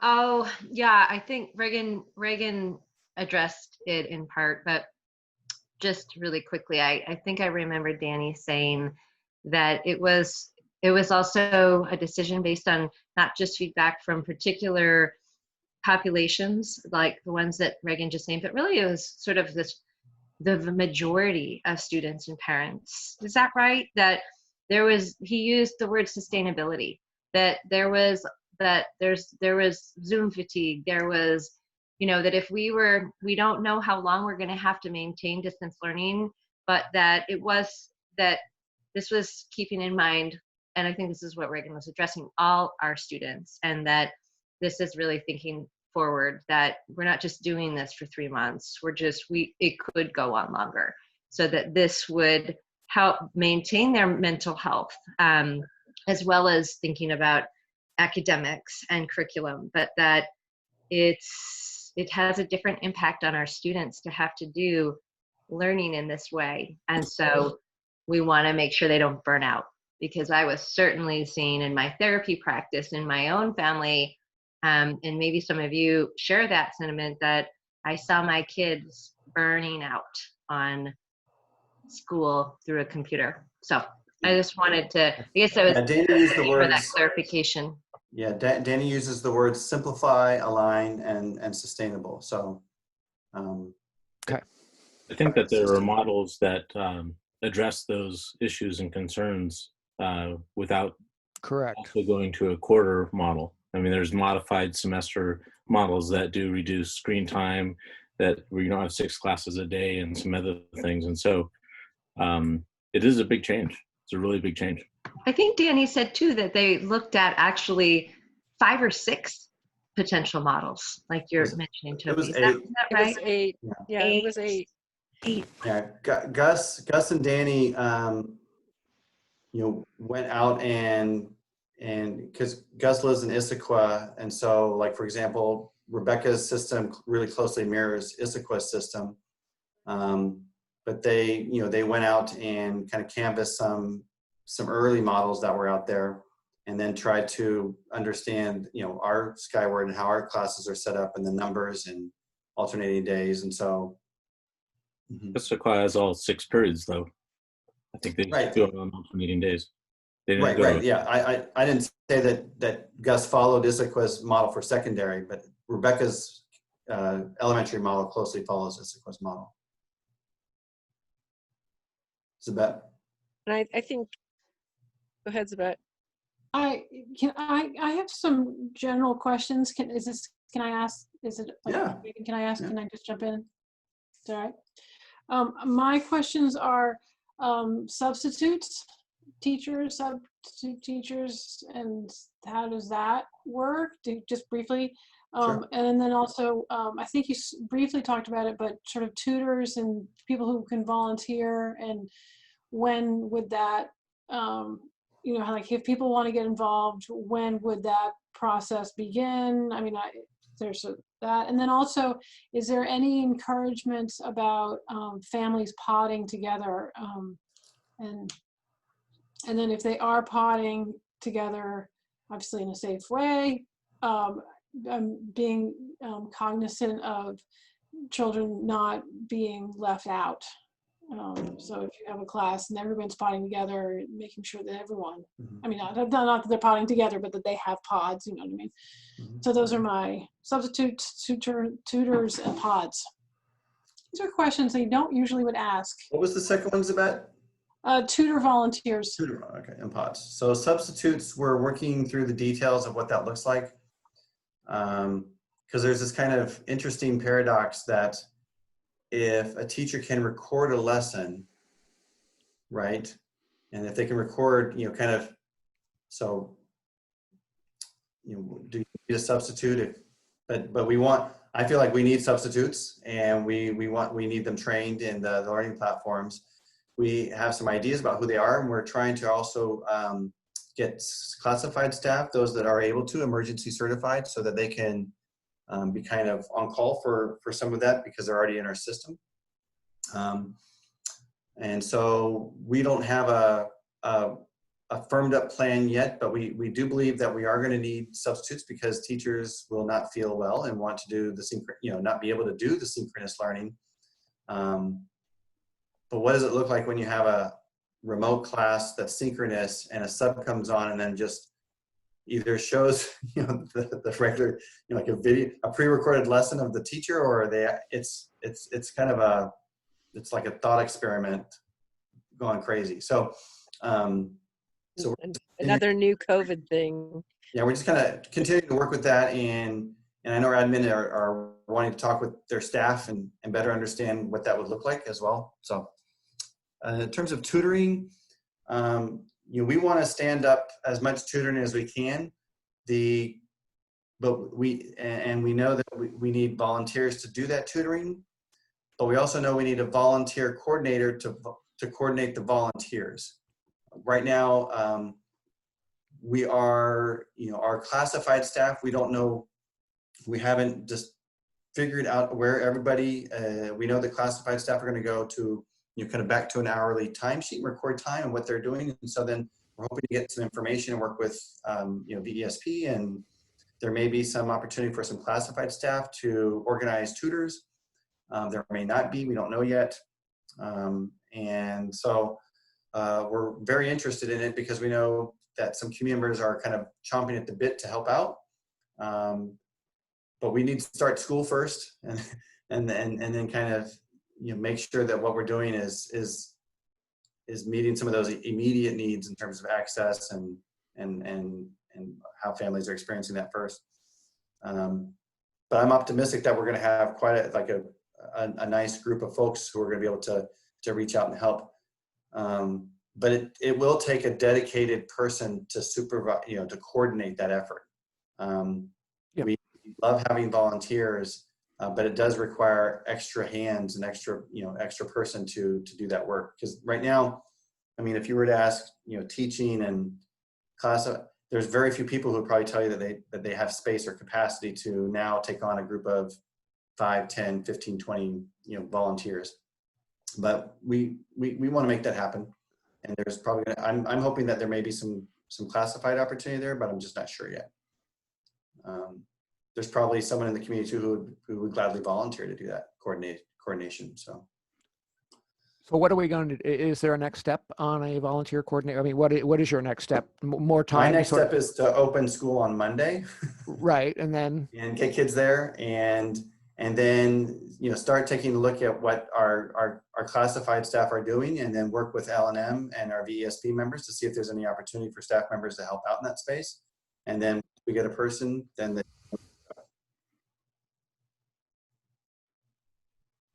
Yeah, but my goal is not to get like into week 2 and week 3 yet, because I want to make sure, like right now, Jody and I are working on a plan to get commuter students their materials. So Jody and I will be going over on Monday to the West Seattle Stadium and hand delivering, or doing the distribution of supplies and materials for our commuter students. And then Amy Cicera is going to be going over to Southworth to do that. We had 231 families sign up for that delivery service, so that's awesome, and we can't wait to see them. And then your last question was pods, and we're very interested in setting up connections. And Allison Reed, who was part of our reopening team, and she's involved in she's the ED for Vashon Center for the Arts. I don't want to state something that's obvious, but it may not be.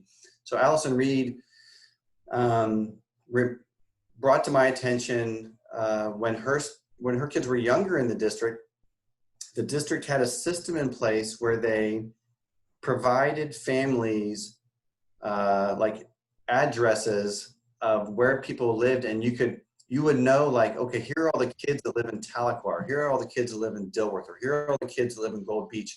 And families were kind of not pushed together, but given the opportunity to connect with other students in their neighborhoods. And even just like, and so she reminded me of that used to happen a long time ago. And then she told me that, and then that reminded me of what we did with commuter families last year, because we did a kind of an opt-in listserv where families could provide their personal information, where their student went to school, and the name of their student, and then families could connect that way for rides, childcare, extracurricular activities, emergency, pickup, those kinds of things. And we had some families, utilize that tool and engage that way. So I think we can create some type of system like that, and obviously making sure that the admin really wants to, and I believe our counseling staff really want to try to facilitate this, but we have to do it in a way that protects people's privacy, that's equitable, and to make sure that we're not overstepping or overreaching. So, but we believe if families want to opt in, that could be a great first step, and just sharing information. The older kids apparently call them quarantines, and if you're K5, it's a pod. So clearly, I'm K5. I'm all about the pod. Right. Thank you for all of that. And I know I know you all have a lot on your plate, but it's just important. All these little details are all going to make it work. Yeah, absolutely. There's some good news on the labor management front. It looks like VEA ratified our MOU, and so a big shout out to all the VEA leadership. Just saw a little clap from Lisa, and it was a good opportunity to really focus on what is going to help our staff be safer, help our students be safer, with the focus on equity as well, and just productive conversations, and just a lot of great collaboration. And I'll echo that with VESP as well. We were making significant progress. I know we're still working through some details, but anyway, it's been a real positive process with our labor leaders, all with kind of the aim again on safety and the health and well-being of our staff and students and our community. So, can we get copies of that MOU, please? Right. So I'll have to kind of go relook. I think there's probably some type of signature that I'll need from the board chair. Whatever. Yeah. Yeah. So they're pretty. The MOU for VEAs is kind of a hot off the press, so not ready for today's meeting. And want it in front of the board, that first meeting in September. Cool. Yeah. Nice to have those kind of clear path to start school. Yeah, absolutely. Everybody's eager to get going. Yeah, that's right. So there's a lot of eagerness, and I got a text today from one of our building leaders that was really encouraging, and they just said that the staff time that was spent today went really well, and that staff are in in a really good place to get going. And so it's exciting. I'm optimistic. And I echo kind of Reagan's sentiments. It's time to start doing and then make decisions about what happens when we see results, for better or for worse. So what other questions do you have around the reopening right now? I think I've run through most of my information. I'm good. Okay. Everybody speak now before You school have, starts. Herbert, hold Hold your peace. I had one more thing. Yeah, absolutely. So, I was thinking about one of the public comments tonight, and the remark about not responding to the comments that we've been getting, and I just wanted to, I wonder about that. Do you feel as though from you, because there's public comments, which are so appreciated, but also I'm pretty aware that you get daily emails and phone calls, not just on the day of a school board meeting, from parents, and Danny does and Rebecca does. And what's your impression, or what can you tell us in terms of how you're responding to parents? And does it seem like you're getting additional feedback that parents are feeling that we're paying attention adequately, that where the Q&A was helpful? I don't know if I'm articulating well what I'm asking, but maybe you don't feel like you could speak for all the principals and others, but at least from your perspective, are you getting any kind of feedback like that? Thank you. The Q&A was helpful. It addressed some of my questions and concerns. Yeah, I'll just share the nature of feedback in general is that it's the ratio of positive feedback to negative feedback. Just in my administrative career, I'll be just real quite frank, it's very rare that district leaders or folks hear that this is working or thank yous. And I don't know what that says. I think it's just that I don't think it actually says anything. I think that's just kind of maybe what's natural, is that when we're content or when things are working, it may not be in our nature to express that as regularly as when something's not working for me and I'm going to speak out. I need to speak up about it. And so I would say that this situation is not different than other kind of significant decisions or decisions that may be contentious in terms of my leadership experience. So in terms of people reaching out to me, I've had much fewer as of late. So and my general rule is that I try to be responsive, but also redirect our community to the people who have the capacity to answer the questions. And so I typically want to connect them either with building leaders or counselors or their teachers, because I believe there is a process which we want to be able to talk about the issues with the people who are most able to directly impact those decisions. And so that makes a lot of sense. Yeah, but just in typical, I don't get a lot of praise. Thank you.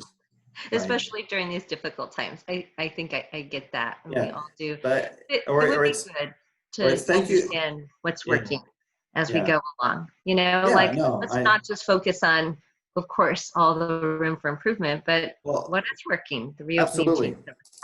Absolutely, and that's always been a focus of mine. It's kind of an old Stephen Covey principle about the circle of influence, and the more you grow what's working, you expand that circle. And I do tend to focus more on what's working and try to improve that, make it better, and bring more of it. Not ignoring what doesn't work part. There's definitely a need to fix that, but there is even when I with council and I work with parents, and the more parents spend time and the more we spend time in the what's working, it can tend to push and make that what's working circle a little bit smaller. So I don't know. We're just talking now, I guess. The feedback is critical, so I always welcome it, and I think that's why I offered my phone number tonight. Is I'd like to have a conversation and talk more and you know, and share more information. So yeah. Okay. Board calendar. So there's not a lot that's different with the board planning calendar. And Jody, if you would, let's go ahead and bring it up.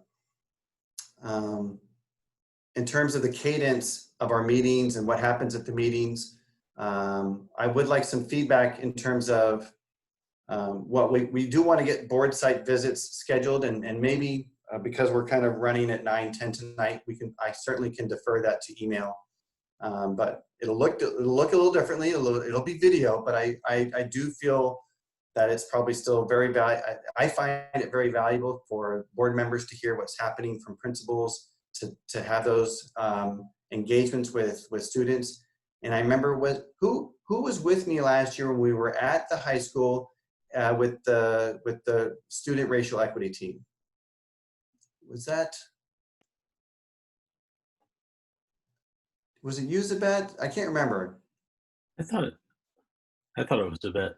Sorry, I was distracted for a second. Say it again. Totally caught me. I was saying the interactions that we have with the students in the buildings and their principals for the board site visits, I find them really valuable.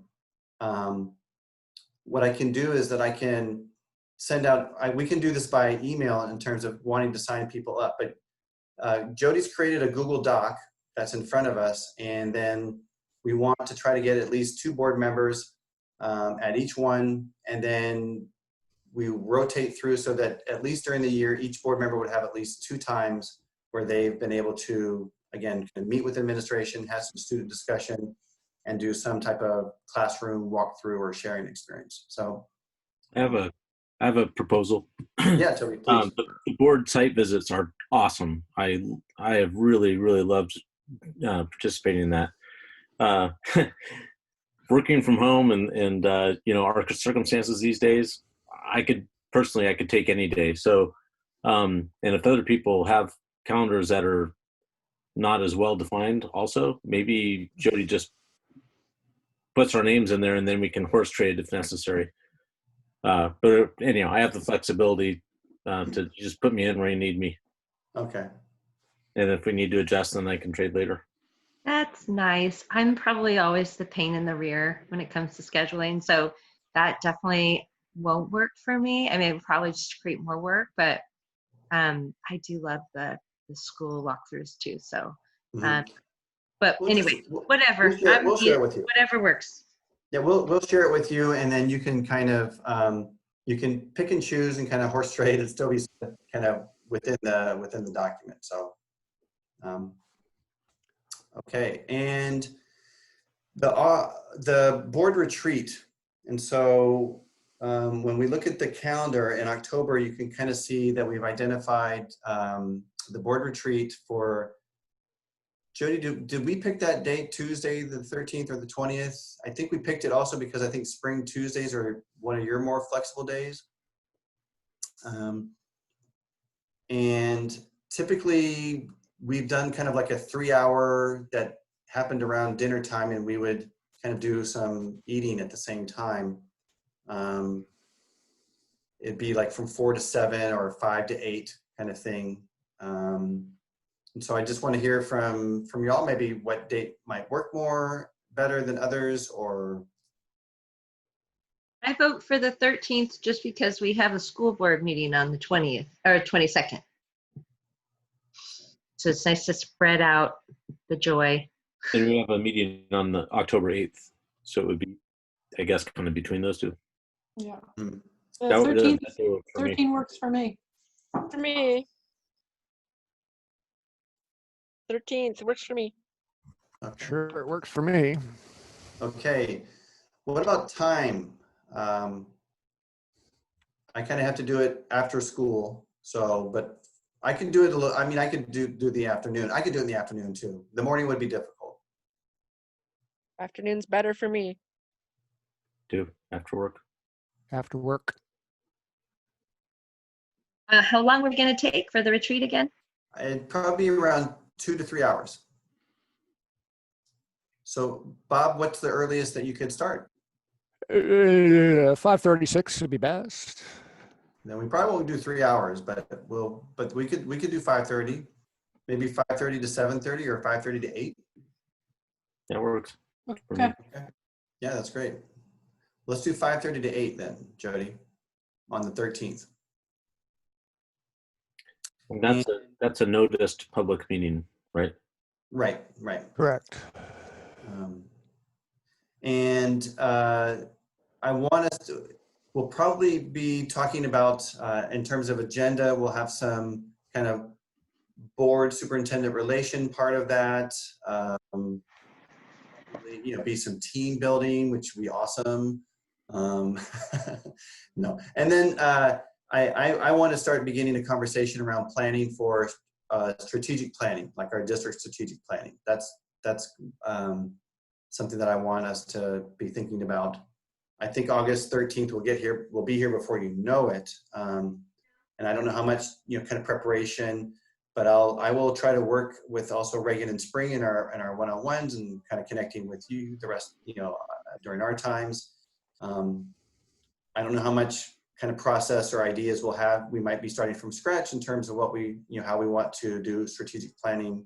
But that is part of what we, even pre-pandemic or pre-COVID, I was considering putting in front of the board for this year. So I don't know if this is the appropriate place or not, but a board superintendent roles, I have a feeling that we all are on parts of a spectrum here, and I sense that there's a fair amount of disagreement or lack of consensus about board superintendent roles.